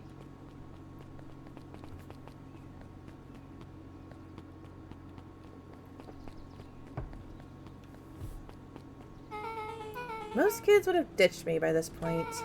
Why are you still here? You look like you could use some help. You know what, Luca? You're not so bad. Let's get through this as simply as possible. Just eat, smile, and nod. Fun. Great. Whatever you do, don't bring up their work. I think I can handle that. Beck took a long breath, then gave a firm nod. Here goes nothing. Chapter 4. Dinner with the Moodwills. Ilona Moodwill was worried about change. A gardener at heart, she understood the necessity of change, relied on it even. But there was a difference between the controlled world of her plants and this cluttered cottage in a strange town. Almost done. Nellie was a blur of activity, digging through boxes. Sorry, love, couldn't find the dishes. We'll have to make do with paper plates. Dinner went by without much conversation. As she watched Beck and Luca finish up their pizza, Ilona let herself relax into the chair. The things she cared about were still here. Nellie finally had the job of her dreams. Beck was beginning to take root. Ilona's task was simply to tend to them. She could do that. So, Luca, tell us a bit about yourself. Where do you live? Oh, I live with my grandma. We're on the other side of the river. Your grandma? Where are your parents at? Beck, manners. It's all right. My dad passed away in an accident at the fertilizer plant 6 years back. Oh dear. My mom's been missing for a few months now. Like, missing? Luca's eyes were fixed to his plate, pushing a chunk of pineapple around with his finger. Nellie was the one who eventually broke the silence. Luca, how did you like the pizza? Oh, it was good. Very good. Normally, we put even more effort into dinner. Ilona nervously gestured toward the boxes. We aren't fully settled in, and Beck mentioned that it's your favorite. I'm sorry, are we just skipping this part where he said his mom was missing? Beck! I'm sorry, Luca, this move has us all a little tired. Luca wiped his face with his sleeve. No, it's fine. So, Beck said that you moved here for work? Beck gave Luca a swift kick under the table. Ow! I mean, what brought you to Beacon Pines? Oh, you were right the first time. We're here for work. Nellie won't tell you this, but she's a brilliant chemist. I don't know about brilliant, but I do love it. She's brilliant. Perennial Harvest just made her the newest lead researcher of deep engineering. Wait a second, deep engineering? Crazen, if you're still here. Things are unfolding. She makes it sound more impressive than it is. I'm just happy that I get to make a difference in the world. Perennial Harvest is at the forefront of evolving agriculture into something more useful than sprinkling water and excrement on the ground. Luca glanced over to Beck. She seemed to be holding her breath. What Nellie means, Luca, is that there are different ways to grow plants. Yes, some people talk to their plants and hope for the best. And some people happily leave their job to allow a loved one to pursue their dream. You swore you didn't... Slammed her fist into the table, perhaps harder than she intended. Hey, Luca, how about some dessert? I actually have to meet my friend Rollo Luca soon. glanced outside to gauge the time. The sky was darker than he expected, filled with ominous clouds. Looks like there's a storm brewing. I should get going. Oh, I didn't think there was any rain in the almanac. Yeah, almanacs aren't that useful around here. Luca wiped his mouth one last time with his napkin and started to get up. Thank you all for the pizza. It really was good. See you at the festival, Beck.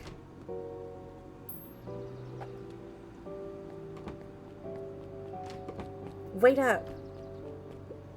I'll walk you home. Surprised, Luca turned around.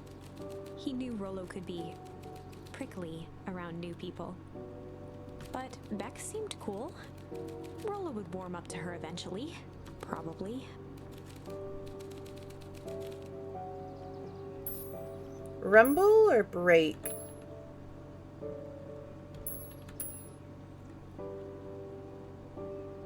Oh, the mouse lady. Yeah, Welma. I think that's such a nice idea. Welma. Also, Amy, okay, since you're here, how about you choose? Are the clouds rumbling or are they breaking?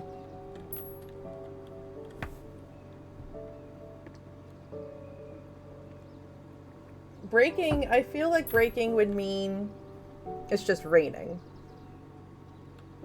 And then rumbling is just like rumbling thunder, I think.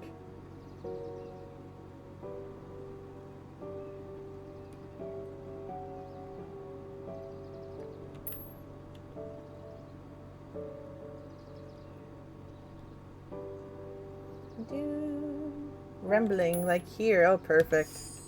Luca began to respond, but the sky answered for him as the clouds above began to rumble with ominous thunder.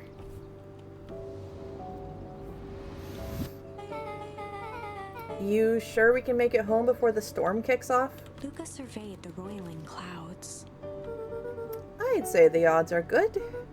Maybe you should stay here and I'll just make a break for it. At that moment, the heavens opened up, unleashing torrential rain. Care to recalculate those odds? Hurry inside, you two, before you catch cold.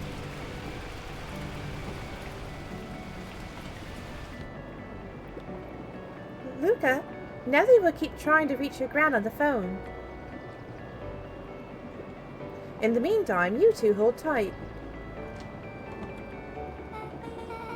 Sorry, not much to do up here. Most of my stuff is still in the boxes. Mind if I poke around? Be my guest. I'm gonna get some charms, I know it. Squinted into the eye hole of the microscope. This looks wild. What is it? Gum? Gum? Luca adjusted the slide with his fingers to get a better look. I'm tracking the structural integrity of gum with increasing amounts of chewing. Chewed that one for 47 days. Luca wiped his hand off on his sweater and gave a nervous laugh. It's weird, I know. Beck looked down, timidly tapping the ladder with her feet. You think it's weird, don't you? A little? But weird can be cool. Oh, wow. Rollo and I have a radio just like this at the treehouse. Probably not exactly like this one. My mom and I tore the whole thing down to the bolts. Fitted it with some state-of-the-art vacuum tubes. She seems pretty awesome. She gets carried away sometimes. I think she feels guilty for working too much. So when she does have time for me, she showers me with high-tech overcompensation. Luca flicked at one of the toggles. Oh, sky open clear. I love that. I understand that now. Well, thankfully, I can go back and change it next time. I tend to, like, go to the end of whatever the storyline is, and then I'll go back. I bet you get all sorts of stations on this. Not out here in the boonies. You wouldn't believe the stuff I could pick up back in the city. But around here, it's all farm reports and static. Oh, shucks. Luca bent down to examine the bouquet of wilting flowers. Judging by the odor, they were well past their prime. Pungent. He flipped open the attached card. Happy trails from Coach Walker and all the Fairview Condors. Boy, you weren't kidding Boy, you weren't kidding about poking around, huh? Oh, sorry, was this from your old school? The most recent one, yeah. Some schools gave me going away cards. Some did flowers. When they're really trying to feel good about themselves, they do both. So you've moved a lot. Yeah, that's the thing with having a brilliant parent. There's always a better job somewhere else. These flowers would last longer if you put them in some water. That's the sort of thing I would do if I cared. Well, you cared enough to keep them, is all. Luca, can I ask you something? Of course. Dang, didn't that hurt? I'll be honest. That hurt more than I expected. Well, at least you looked cool doing it. Beck took a moment to watch the rivulets of water running down the window. Do you ever feel alone? Like, even when people are around? Well, Rolo can be pretty absent-minded sometimes. I'm serious. Does it ever feel like your family doesn't care what you want? It didn't used to feel that way. I know Gran loves me, but sometimes when she looks at me, it's like she's looking at a problem. Luca took a deep breath, exhaling slowly. I know the feeling. How do you deal with that?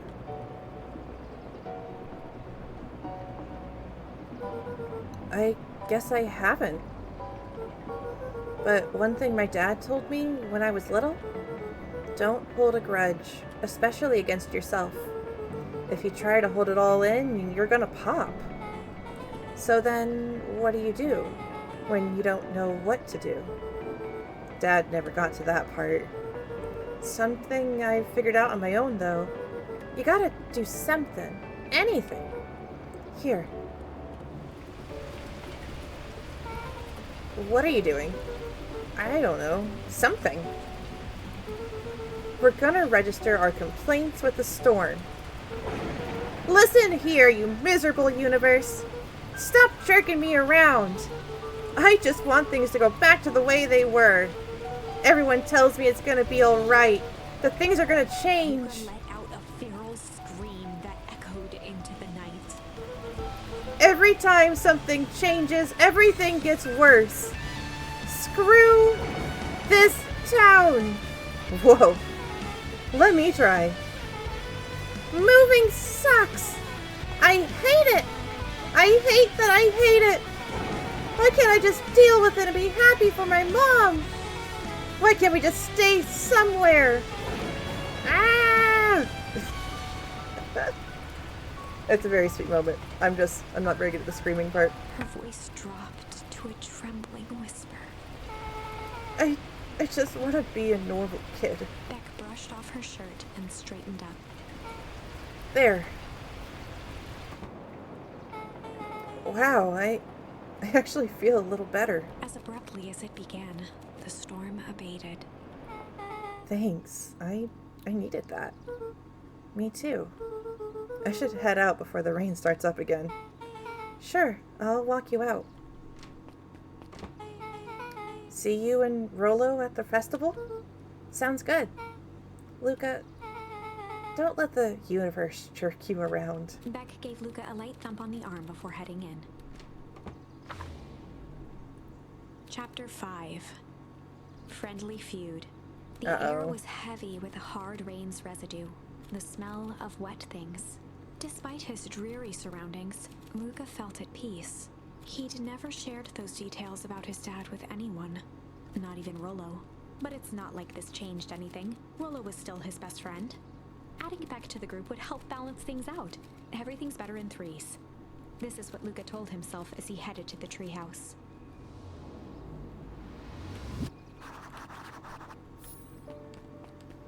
Oh, I don't think Rollo's gonna be too happy.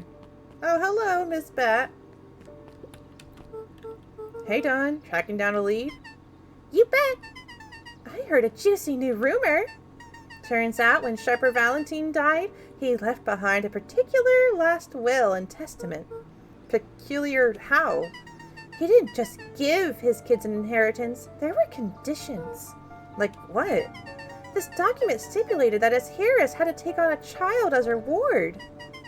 A kid our age, who just showed up in town one night with a lawyer. Solomon? Bingo! So Harris was forced to take care of him? Yep, or she would have lost everything. Why would Sharper care so much about some random kid? Rumor has it, old Sharper sowed some wild oats. That explains why the way Harris treats him. Poor Solomon. How'd you find all this out? Yeah, so the thing was that I had him in the right corner, and it was covering up the other characters. Like when they would come and talk. So maybe I'll have him over here and just try to be like... Because then you would see Luca just fine, but every time another character would come by, they would be covered up. But I guess we have Luca talking most often, and the other ones over here are less. A good reporter never reveals her source, Luca.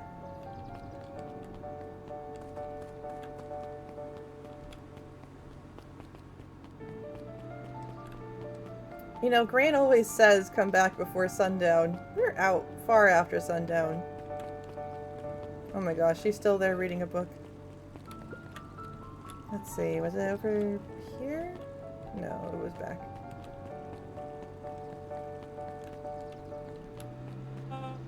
Excuse me, what are you doing? Just locking up for the night, sir. Oh, wonderful. I can only assume this means all festival preparations have been completed ahead of schedule. Not exactly, sir. I might be able to do on the top. The only thing is, like, my little mouse character is always looking up. But that is okay. We can try it up there and see how that goes.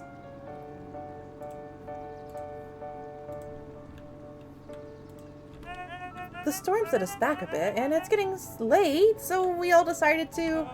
You all decided? Yes, sir. I was unaware that your job involved deciding things. We're all here at the Perennial Harvest because we believe in creating a better future, yes? Yes, sir. Very much, sir. Do you want to be the one to tell this town that we failed them? No. That we gave up because there was a little rainstorm and we all got sleepy. Of course not, sir. Good. Then it's decided. Yes, sir. We'll work till the task is done. See that you do. Our harvest awaits. Is that okay, Amy?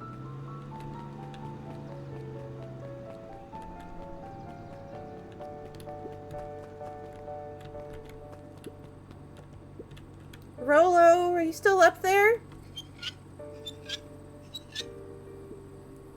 Sorry, Rollo isn't accepting visitors at the moment. Come back never. Luca had only ever heard him speak in this stiff yet gentle tone a few times, and it always meant one thing. You're upset. Oh, what makes you say that? Maybe because my best friend abandoned me for no reason? I didn't abandon you. I just a little late. Rollo scoffed. The rain held me up. Liar! You weren't even home. What? The storm got bad and I got worried, so I went looking for you. Imagine my surprise when I made it to your house and you weren't there. I hadn't made it back yet. I'm not a fool, Luca. It doesn't take all day to deliver some jam. No, The storm rolled in out of nowhere. I got stuck after dinner at Beck's Luca house. stumbled on his words, knowing he'd said too much. Beck? Dinner? What the heck is a Beck? She's a new kid in town. She's actually kind of cool. You'd like her. She needed help convincing her parents that she made new friends. New friends? I spent all day waiting for you, and you were off making new friends? It's not like that, Rollo. You know, while I was waiting, I made some upgrades to mission control. That's gonna be a surprise. But you took so long, the storm knocked it all down. Just like you knocked down our friendship. What does that even mean? Luca became instinctively angry in response. Two kids were smaller and it was very in the middle. I understand. Both boys were now shouting across the distance. It means you're a bad friend. You don't care about me. Of course I care, you ass. I knew I'd get in trouble waiting so late for you. But I kept my word. 'Cause that's what friends do. Oh wow, what a noble sacrifice you've made. Easy for you to say. Your grand doesn't even care. You can stay out as long as you want. And you wouldn't even get in trouble. Seriously? You're acting like I chose this? If that's what you think, then maybe you're the bad friend. His tone changed to a calm, yet more intense anger. Maybe Pa is right. Storms bring more than water. This one brought out the real Luca. Stop quoting your Pa's nonsense like it means anything. Yeah, well, at least my Pa's still around. The words hung in the cold night air. Rollo's stomach dropped, knowing he'd crossed a line. But it was too late. Luca, Good night, Rollo. Dang it.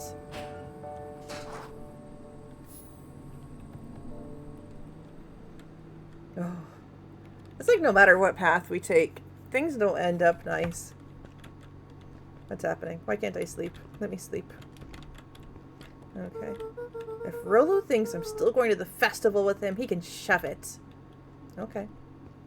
What are we doing then? Luca dug through his old stuff, not even sure what he was looking for.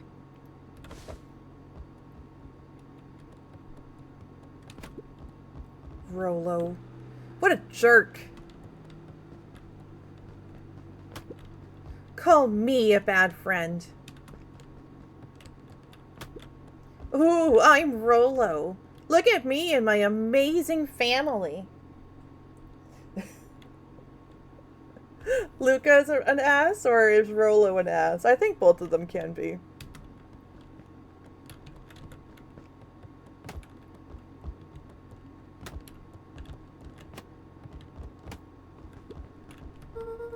Guess I'm just never supposed to make new friends. Luca? Gran cooed gently from the hallway.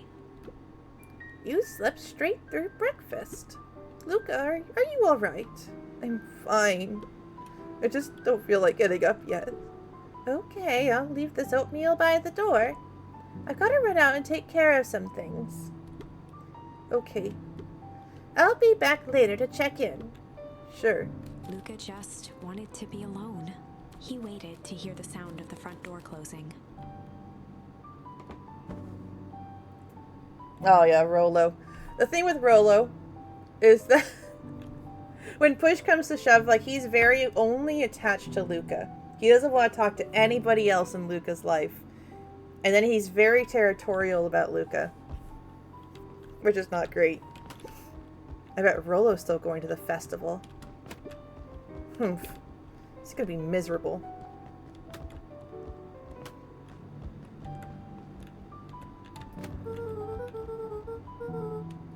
Okay, well, I'm not... Okay. Is that all I can do? Okay. I see, so I'm not going to the festival at all.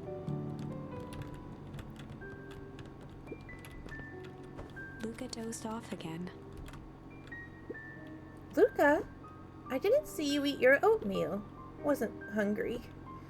Well, just in case you get hungry, I'll leave a sandwich here too.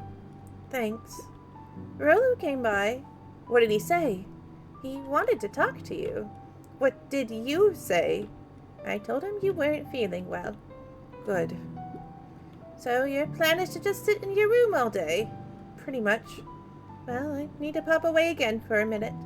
If you decide to end your pity party and go outside, I think it'd do you some good. Noted. Luca still couldn't bring himself to go out. I always hate when parents or, like, adult figures call whatever trouble you're going through a pity party. Luca has every right to be upset right now. Maybe not, like, being in his room all day, but at the same time, like, that would just kick me while I was down. I always hate when people say those sorts of things. Yeah, borderline possessive friend. I know, and it was so mean of Rollo. Earlier we had a guy named Iggy saying some awful things, and then he got transformed into a monster, and I couldn't find myself to feel bad for him. Besides, if he ran into Rollo, he'd have to actually confront the situation. There's never anything interesting at the festival anyway. I need to get up there. Put two... Oh, nope. I can't really control where this thing goes completely. No. Please. Kick where you need to go. You know where you need to go. There you go. The Adventures of Hank Atomic. The complete first volume. Luca carefully opened the cover and began to read. Rollo had received it for his birthday. A special hardcover edition with behind-the-scenes commentary and bonus art. Rollo cherished it, but asked that Luca keep it at his house. Luca wasn't sure if it was because Rollo didn't trust himself with it, didn't trust his sister around it, or just wanted an excuse to come hang out at Luca's more often. Whatever the reason, Luca didn't mind. But it had stayed right there where Rollo had stashed it ever since. Now, at the foot of his bed, Luca lost himself in the pages. He'd read it all before, but at this moment, it somehow felt sentimental. He was well into issue number 5 when he heard soft footsteps from the hallway. Luca? Another little friend came to see you. A girl named Beck Modewell. She said you met yesterday? What did she say? Is she here? She was just dropping by. I told her you weren't taking visitors today. Oh. She seems nice. Yeah. You had a fight with Rollo, didn't you? Can I come in? Maybe later? All right, then. I'll leave dinner on the kitchen table, in case you want to bite before bedtime. Without realizing it, Luca had pouted away the entire afternoon. He once again felt the weight of it all, and allowed his weary eyes to close. Luca stood in a vast black expanse. Oh no, not a horrible dream again. He looked up at his father standing beside him. Walt was working a straw at the bottom of a fountain glass, trying to collect the last bits of milkshake. Dad, where are we? Taking a final loud gurgling sip, his father peered up from the glass. He jangled the straw playfully with a warm smile, then lifted the empty glass as if to point into the darkness. The source. Luca's eyes followed his father's gesture. In an instant, he was sitting in front of a blazing campfire. Across from him sat a large figure in a yellow hazmat suit. The figure's voice was a scratchy echo. Well, if it isn't the man of the hour, make yourself comfortable. Luca held his shivering hands over the flame to warm himself. It doesn't work that way here. Their yellow-gloved hand pointed to the base of the flame. It's a cold flame, see? Luca peered at the base of the fire. It wasn't wood that was burning. It was Beacon Pines itself. Tiny buildings, freezing and crumbling as they were consumed by flame. Luca could see small shadows moving in the burning city. People. Luca leapt to his feet. We've got to help Bye, them. Amy. The figure gave a dismissive wave of their hand. Why waste energy helping people who can't even help themselves? The figure bent down to examine the panicked crowd as they desperately tried to stop the flames. They only care about what's right in front of them. Not like us. Luca's voice was a trembling whisper. Us? The figure slowly stood up, grabbing its helmet with both hands. With a jolt and a twist, the suit emitted a gasp. A cloud of torpid mist escaped, slowly revealing the face within. Luca's own face looked back at him. Older, worn, distant. The sensation was oddly familiar, as if he'd caught his own reflection by surprise in the mirror. The doppelganger smiled. I tried to help once. He gestured towards his face. And all it got me was this. Lucas staggered back. You aren't me. Luca felt a hand catch his shoulder. His father was there again, beside him. Every choice sets us on a path. This is the end of one of your paths, son. Luca watched his older self shake its head ruefully, its face twisting into a cruel grin. Well, Dad, if you wanted him to see this, far be it from me to disappoint. Luca watched in shock as the figure took a confident step forward and plunged into the flames. In a flash of cold light, he was gone. What does all of this mean? Luca felt a reassuring squeeze on his shoulder. Just remember, why we choose matters just as much as what we choose. Luca woke up to see a hazy figure at the foot of his bed, silhouetted in the morning sun. Mom? No, dear. It's only Gran. Luca rubbed his eyes. The kind, concerned face of his gran came into focus. How are you feeling? Fine. Anything you want to talk about? I don't feel like talking. That's just as well. How about you sit there and listen for a bit? Whatever you and Rollo fought about doesn't matter. But Gran silenced Luca with a gentle pat on the leg.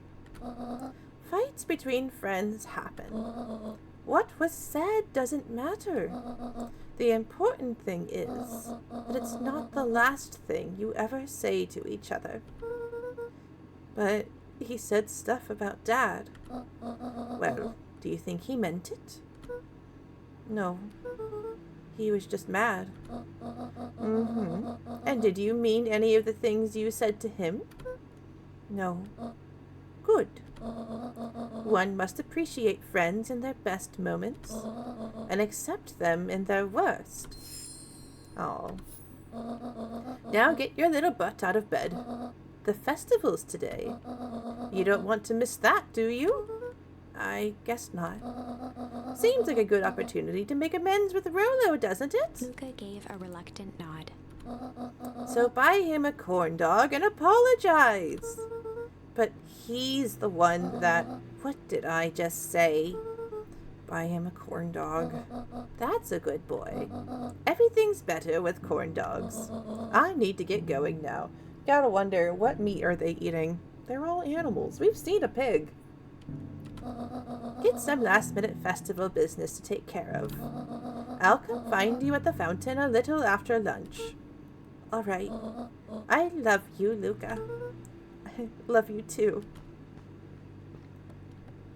Luca took a deep breath.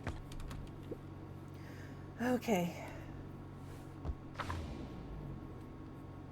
Chapter 6. Through thick and thin. Despite Luca's bitterness, Gran was right. He needed to hash things out with Rollo. A big fight changes the nature of a friendship. Whether, in the end, it is for the better or for the worse, all comes down to understanding. If one is not careful, the same familiarity that builds the strongest of bonds can become the wrecking ball that shatters them. Luca emerged from seclusion, taking in the crisp festival air. But the events of the day weren't on his mind. He had to find Rollo. Have we gone up here yet? Oh yes, this was the achoo, achoo. Oh yes. Oh, I can't do anything there anymore.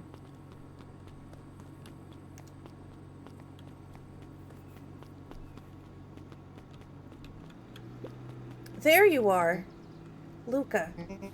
Rollo wanted me to tell you something. What is it? Roxy rolled her eyes, shaking her head. A space adventurer, though you needn't buy it. If ye be brave, go somewhere quiet. Roxy, I don't... It's a riddle, Luca. My goofy little brother wants you to find him. Luca looked down and kicked at the dirt. Look, I know you two how to fight. The only thing more annoying than my little brother is my little brother without his best friend. So I'm doing him this one favor. Now I need a favor from you. Whatever it is that went down between you two, squash it.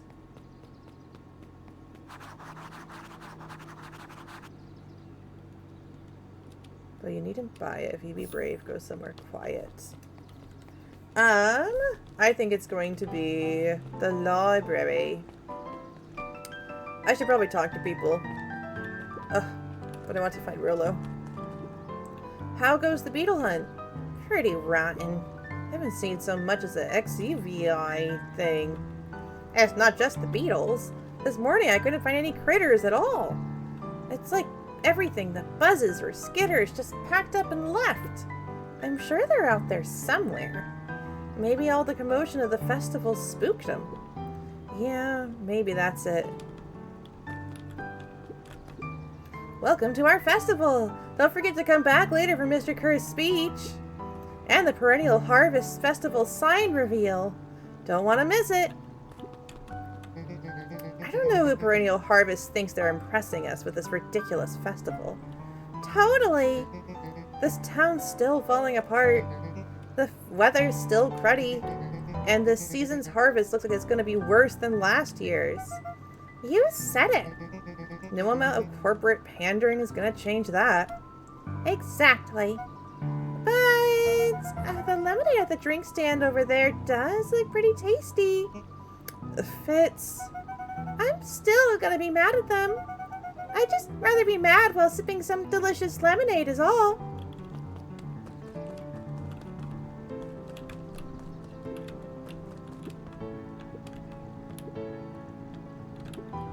There it is. Unique New York. Unique New York. Huh? Oh, don't mind me. Just warming up for my big ceremony speech. Mr. Kerr pointed to his grinning mouth. Gotta limber up the old gab box. You nervous? Oh, heavens no. Well, break a leg. Give me the gift of something. Oh, he just keeps getting more covered with things. Ain't moving. Jeff was staring into the distance with a wistful look. Hey, Jeff, everything alright? Oh, yeah, everything's fine. I mean, used to be fine. Just ain't right these days, you know. I really do, actually. Jeff turned to Luca with a furrowed brow, then gave an understanding nod. You do, don't you? For a moment, the two now shared that same wistful gaze. Oh, hello, Iggy. Every single time. Yup. Wait for it. Unexplained sound once again noted. Like clockwork. What a bunch of drones. At least it's not making fun of anybody. Okay, ultimately the library I think is where he's at.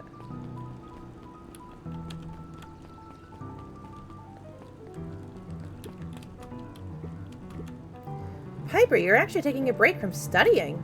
I wanted to see what all the festival fuss is about. But I can't help but notice you still brought your backpack full of books. Luca, backpacks can carry a lot more than just books. True, true.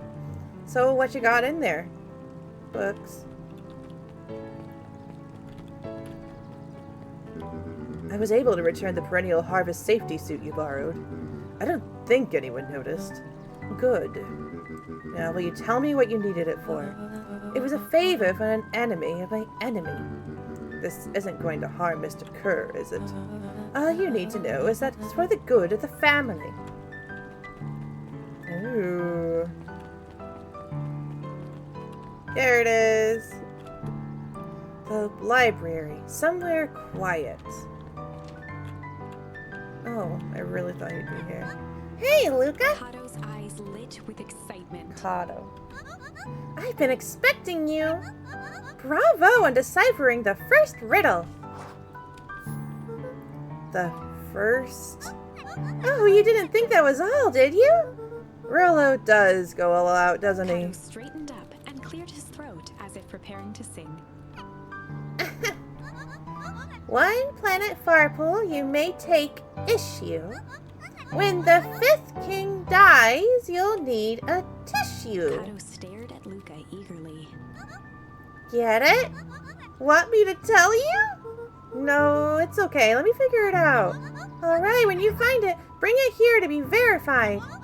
And if you decide you want to hit, the offer still stands. I think the fifth issue of Farpool. I know Farpool's up here.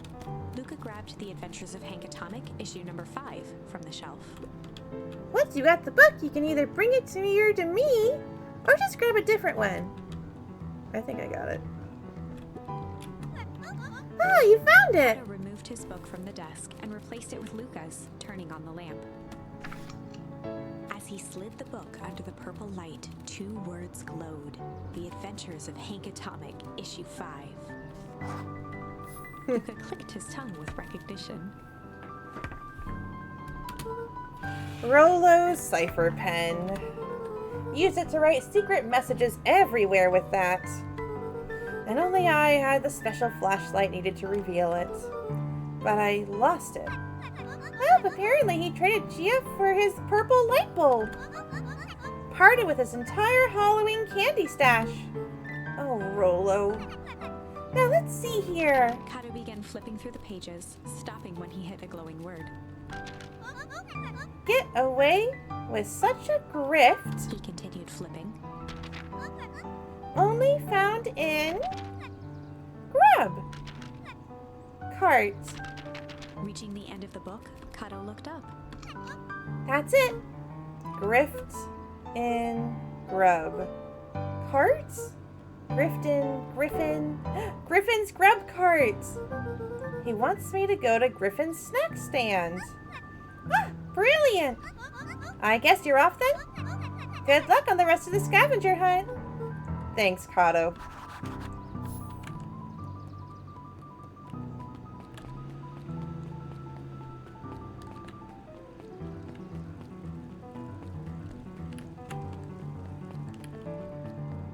Look, look, look. Hello. Are you Griffin?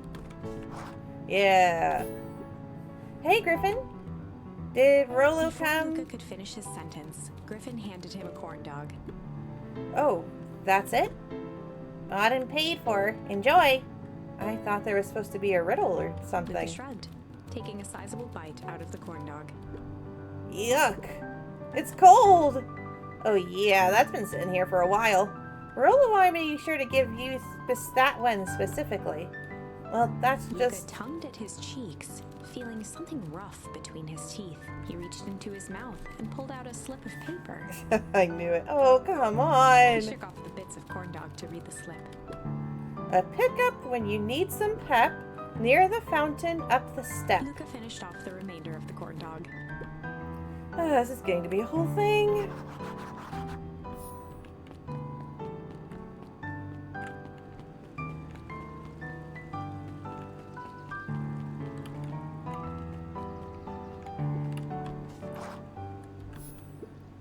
There you are, Luca. Now, there's no way I'm actually doing this. It's way below my pay grade. Oh, come on, you big stiff. Let the kids have some fun. Fine. But Rollo owes me He one. waved his hands around sarcastically as he began. What takes flight but has no wings? Your final task our friendship brings. See, that wasn't so hard. Ugh, I feel cheapened somehow. I think it's sweet. What takes flight but has no wings? Your final task our friendship brings. Good luck, Luca! Takes flight but has no wings. It's a balloon! Look at all these balloons. Oh, hello, Rilla. I was looking at all the balloons. Hey. Hey. Did you find the comic book? Yep. You got the corn dog? Yeah. Well then, I know it doesn't make up for what I said, but here, you earned Rolo this. sheepishly handed Luca the balloons. Oh. Thanks. You didn't have to go through all this trouble. I'm sorry I got so mad. Dang it, you were supposed to let me apologize first. Oh, sorry. Now you've apologized twice before me. Just let me do this. Luca, I'm really sorry. With everything that's happened with your mom and all, I've always wanted to be there for you. Be a good friend, you know? When you said you were hanging out with someone else, I kind of freaked out. Rolo, still my turn. I felt like if you needed some new friend to help you, it meant that I wasn't good enough. But that was selfish and wrong. I was wrong. I'm so sorry, Luca. Okay, apology over. You can talk now. Luca threw himself at Rolo, hugging him as tightly as he could. Rolo, I don't deserve you. I don't deserve you either. That's why we deserve each other. So, what else do you want to do today? We could snoop around and try to find some info about your mom. Snoop where? You could probably sneak into Perennial Harvest HQ while everyone's at the festival. Are you curious about all the stuff those clipboards write down? What if we get caught? I think I've had enough excitement for 1 week. Let's just make the rest of the day about us. Really? Yeah. The rest of the world can wait one more day. You know, I have been wanting to get some work done on the MCDC at Mission Control. The aim is a bit unpredictable. That sounds perfect. What about Beck? Look at these windows hopping around everywhere. Hop, hop, hop, hop, hop.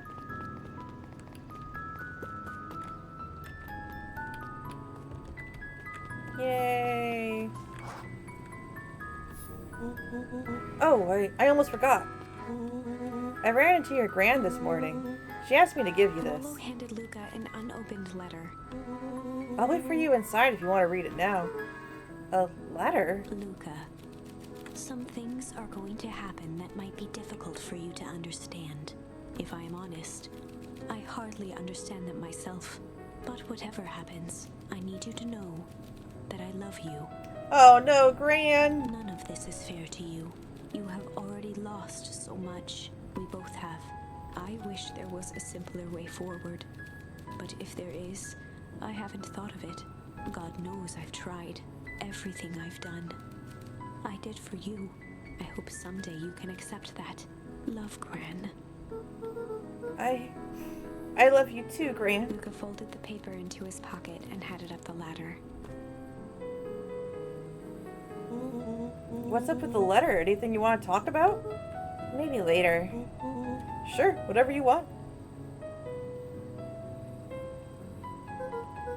You know, you really didn't have to go through all that trouble just to apologize. I know, but we've been looking forward to the festival for weeks. After I've ruined everything with my big mouth, it was the best way to make sure you still had a good time without me. Rolo. Luca was at a loss for words, but that was fine. Words aren't always necessary. The festival seemed nice. Was it nice? We can still go. Nah, this is fine. Well, there's always next year. Sadly, this was untrue. A distant rumble shook the treehouse. Huh? What was that? Oh man, we missed the It fireworks? was not fireworks. It was something the boys couldn't possibly comprehend. Something as old and cruel as time itself.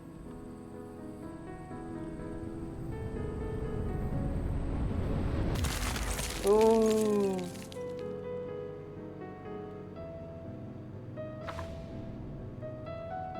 A shockwave of cold tore through the room. A bitter, unfathomable chill. Before they could react, it encased them in ice. Two boys, reunited by friendship, only to be cruelly separated by a malevolence beyond reason. And so, our story ends on this melancholy scene, in a silent treehouse turned statuary. In a town brought low by its secrets, sits a pair of friends, alone, together. For the rest of time. The end. No, that can't be the ending. I won't accept it, and I hope you won't either. There are more endings, more possibilities. I can feel it. We are just going to have to sort through them all until we find the one that fits. Okay, we still have the break. I think there's flight. Oh, I've been excited about that one.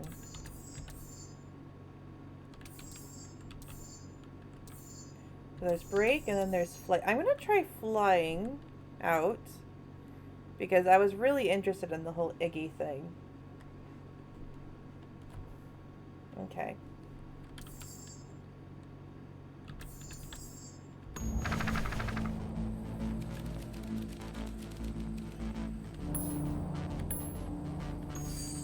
Luca drew himself up and decided to take the only option they had left.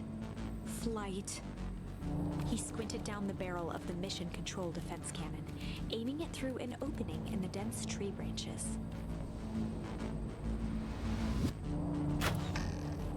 He looked up with surprise as it struck true and taut. Wow, I can't believe that worked. Hey, Mr. Kerr. We'd love to hear your thoughts. But I'm afraid we have places to be. Come on, Iggy. See ya, jerks. Ugh, fine. We know where that leads them. This way, we'll take the tunnels. Luca and Iggy winced as they sprinted through the thicket. The branches clawed at them, reluctant to give passage. After what felt like a marathon, Luca stopped in his tracks as they reached the clearing. What the? That was all he was able to say before Iggy slammed into his back. The boys tumbled down a steep decline and crashed with a wheezing thud on a surface as hard as ice. In fact, it was ice. Chapter 5. Signs. They stood silently, catching their breath. The sky was like sapphire. With each breath, a plume of steam escaped from Luca's lungs. Let's keep moving. Luca pulled Iggy to his feet as they gazed across a snowy terrain. Ooh. That was actually pretty badass. Uh-huh. I think we lost them. Are we up in the mountains? I don't think so. If anything, we went downhill.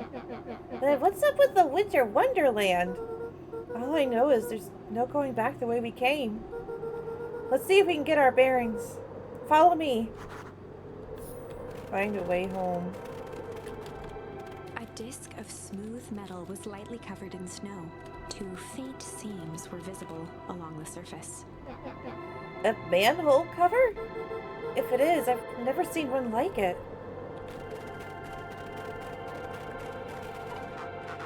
Luca! Luca, are you there? Luca had almost forgotten the walkie-talkie he was carrying.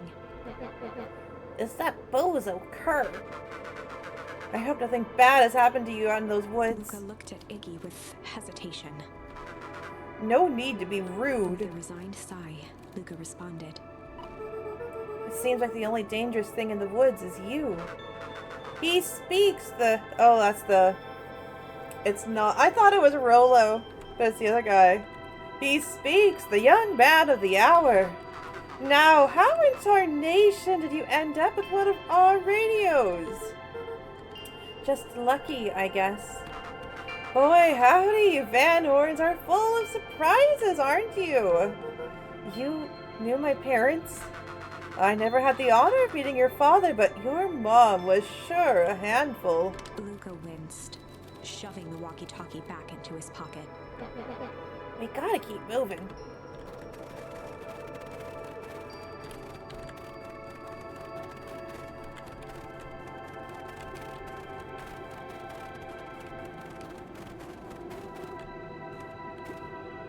What's the readout?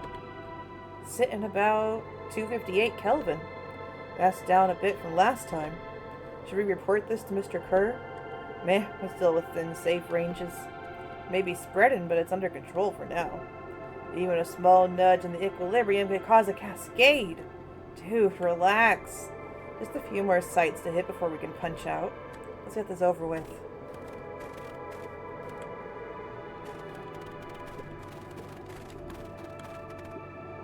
What's all this? Hard to say with all the snow. I think it's a town sign. I can almost make out the letters under there. What town could this even be? There couldn't be another town this deep into Weep Wood. I'm looking at evidence to the contrary. Let's figure out what we're dealing with here. Step one, snow's gotta go. I'll see what I can do. What can I do?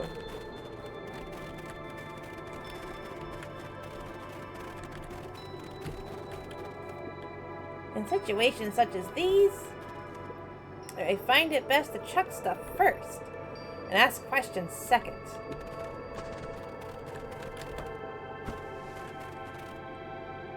Ooh, we are in Beacon Pines. In disbelief at the sign that now clearly read, "Welcome to Beacon Pines." This doesn't make any sense. We're in Beacon Pines? How's that possible? We ran away from town. How did we get back here? I guess we got turned around? Where did all this snow come from? Well, it's been colder than normal lately.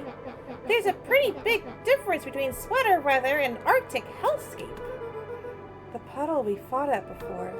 It was cold, too. Maybe all of it leads to one source.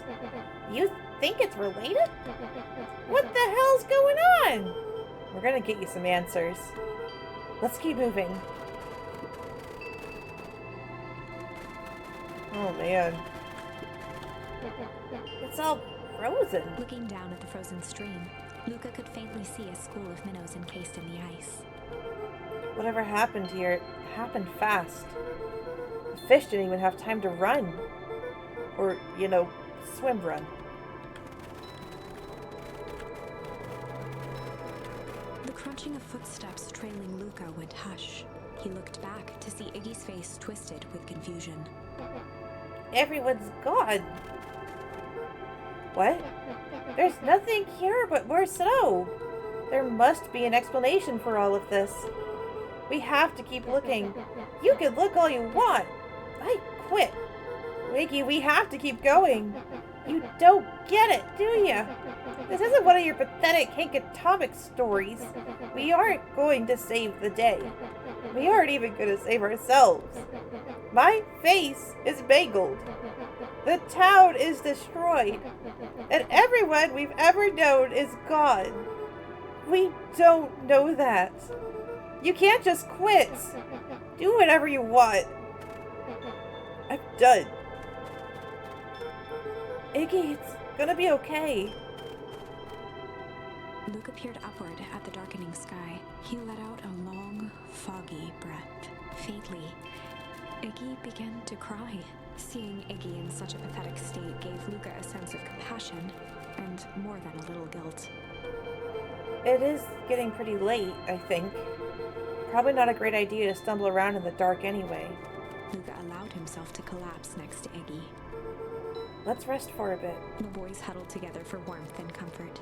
If not for exhaustion, their minds would be racing, trying to make sense of the events of the day. As it was, all they had energy for was to sit in silence, numb.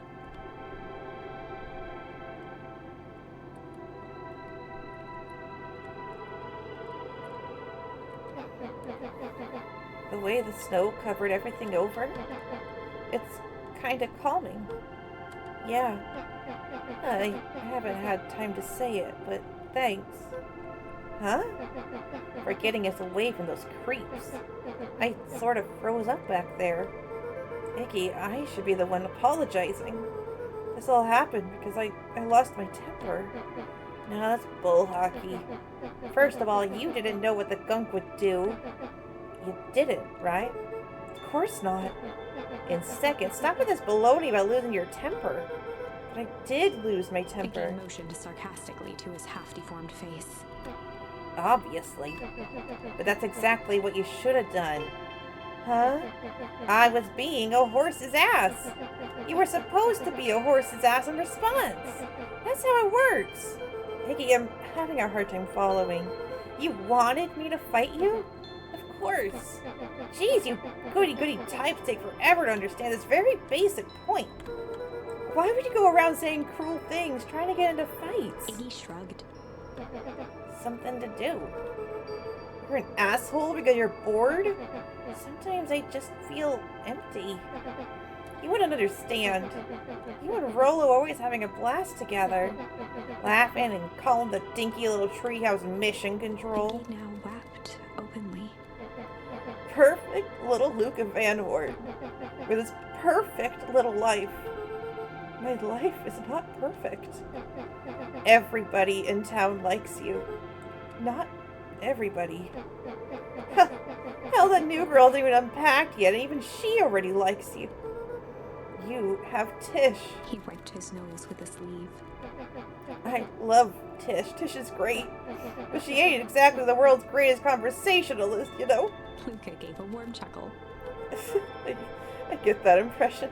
Iggy cleared his throat as he wiped his eyes. Must be raining out here. Definitely. Iggy arched into a wide yawn. I should probably try to get some sleep. Yeah. Let's lay low for now. Tomorrow we'll get to the bottom of all this. Luca's eyelids began to slowly drift shut. Luca? Yeah? I always did want to see what's inside that dinky little treehouse. What do you think? Not bad. I'll give you the full tour when we get back. You know what? That's all Luca could whisper before succumbing to sleep. Iggy snuggled in some more. When it comes to worst days of my entire life, this wasn't half bad. I worry they're gonna die in their sleep. I'm worried about it. The house smelled of warm bread. Luca was playing with toy blocks on the living room rug. Oh, great. He looked up to see his parents on the couch. His mother held his father's head in her lap. She idly stroked his hair while humming a song. I saw the antlers that Luca's dad had. I don't think he's laying his head in her lap. A voice behind Luca spoke. This is how you remember them, huh? Luca turned to see his own face. The doppelganger from his dreams. Still clad in a yellow hazmat suit. Still carrying a look of disdain behind empty eyes. Aww. Look at this perfectly cozy scene. You know it wasn't really like this. The figure picked up a toy block and inspected it. It's amazing the facades that one can build given the right materials. Not that I blame us. These are a child's memories, all warm and fuzzy. You don't remember, do you? Luca snatched the block from the figure's yellow-gloved hand. Remember what? The doppelganger pointed to the couch. The last day we saw him alive. The day he chose to abandon us. Luca turned to look at his father, still lounging on the couch. That's not true. He didn't abandon us. The doppelganger waved his hand dismissively. Everything is true here. It's just a matter of what we choose to see. Well, let me show you. The world flickered and pulsed. Luca was sitting next to his bed, listening to his heartbeat with one of his dad's stethoscopes. The doppelganger limped into the room. Now, we both know that's not how this went. He grabbed Luca's hand and guided the stethoscope to the floor. Luca heard muffled shouting, brought close by the stethoscope. It was his parents, fighting. Oh, buddy.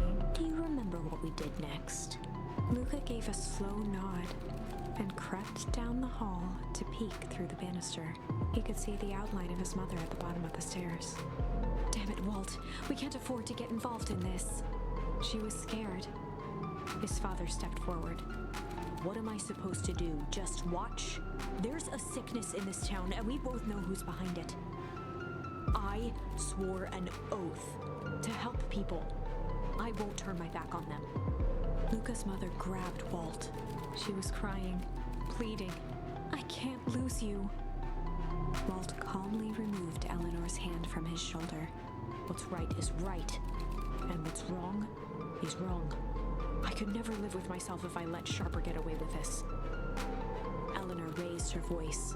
Spare me your bullshit platitudes. What about our son? Luca flinched, dropping the stethoscope down the stairs. Walt turned with a panicked smile. Luca, is that you, buddy? With tears in his eyes, Luca descended the stairs. Mom? Dad? What's going on? Walt dropped to a knee to meet Luca eye to eye. Nothing, buckaroo. Your mom and I just got a little overexcited is all. Luca placed the stethoscope against his father's chest. His heart was racing. It sounded like you were going somewhere? Walt gently removed the device from Luca's ears.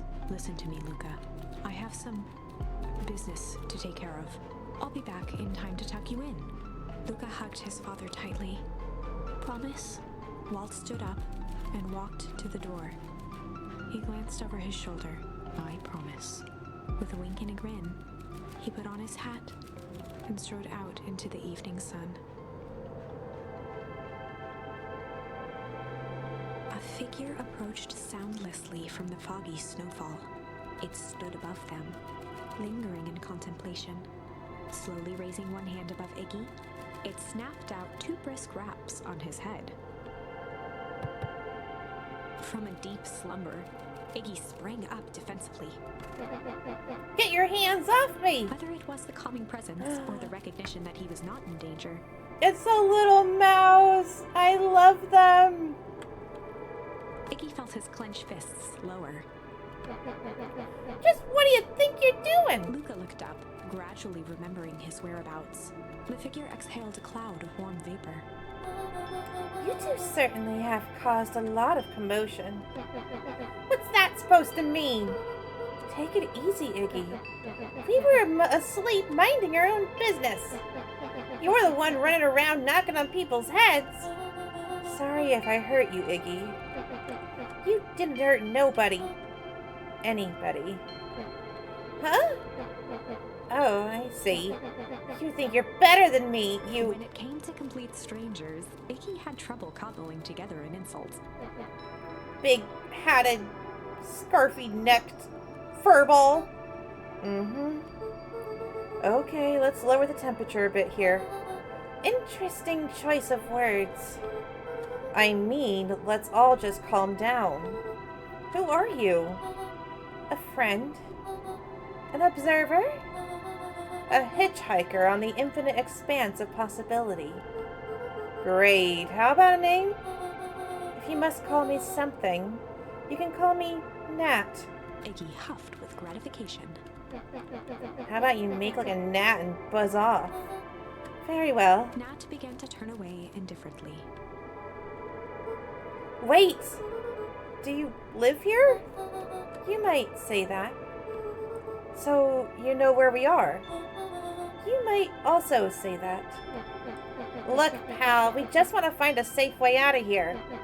You gonna help us or not?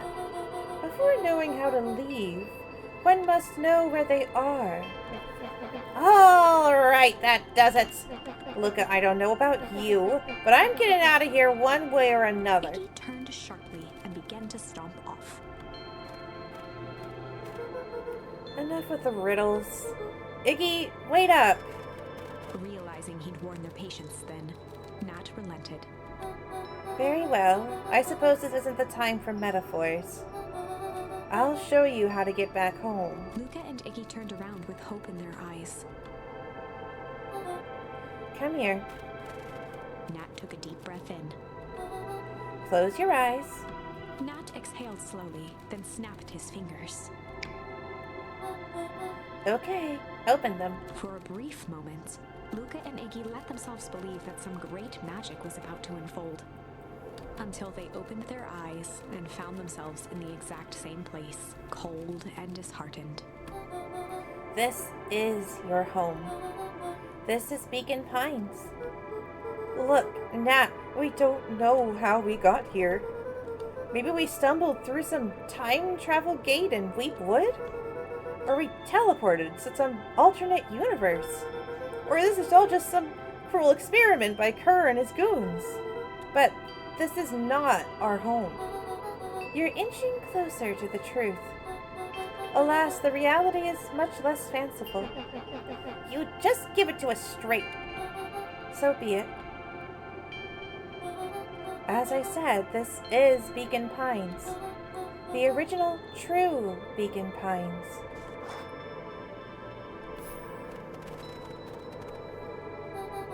You both grew up here, but the town you've called your home for the past several years is a replica.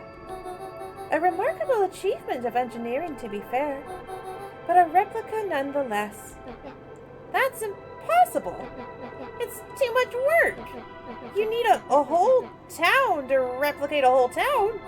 Indeed, pull off such a feat would require immense labor power. That which could be moved would be moved. That which could not would require a precise duplicate. We would have noticed. Someone would have noticed. You'd think so, unless the auditing was impeccable. A mind-numbing attention to detail.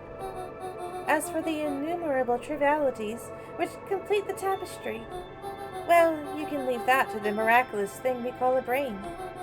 It has a real aversion to discontinuity, a revulsion even. The brain has a wonderful way of smoothing out the rough edges, keeping us sane. Oh. The narrator's not there. Luca and Iggy looked around uncomfortably. So you're saying that someone made an entire new town and moved us all and no one noticed? Precisely. But why? Why is the one question that can never be answered with certainty? The best one can do is uncover. Nat narrowed his eyes, furrowed his brow, and uttered, The source. Why'd you say the source like that? Why, indeed. Luca began to laugh uncomfortably. It's all ridiculous. There's no way they could. He looked down at his feet. His eyes started back and forth in contemplation. With a sudden pain, a thought struck him. If this really is home. He sprinted off into the pale distance. Where his dad was As Iggy buried. turned to follow, Nat called out, Iggy, it's not too late to turn back. Simply head west through Weep Wood.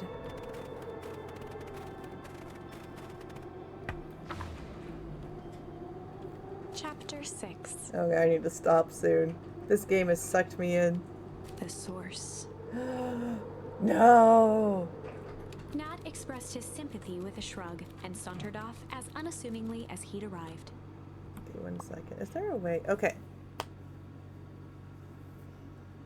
So it just saved.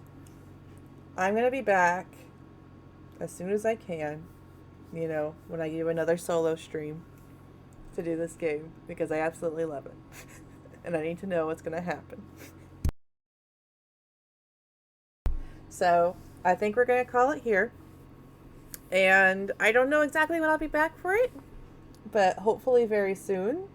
Because I desperately want to know what the source is and everything going on. I should be back on Tuesday. I'm supposed to be doing a collab with Cuppy Cake. If that falls through, then I'll be doing this game instead. So we'll see what happens. Thank you guys so much for hanging out.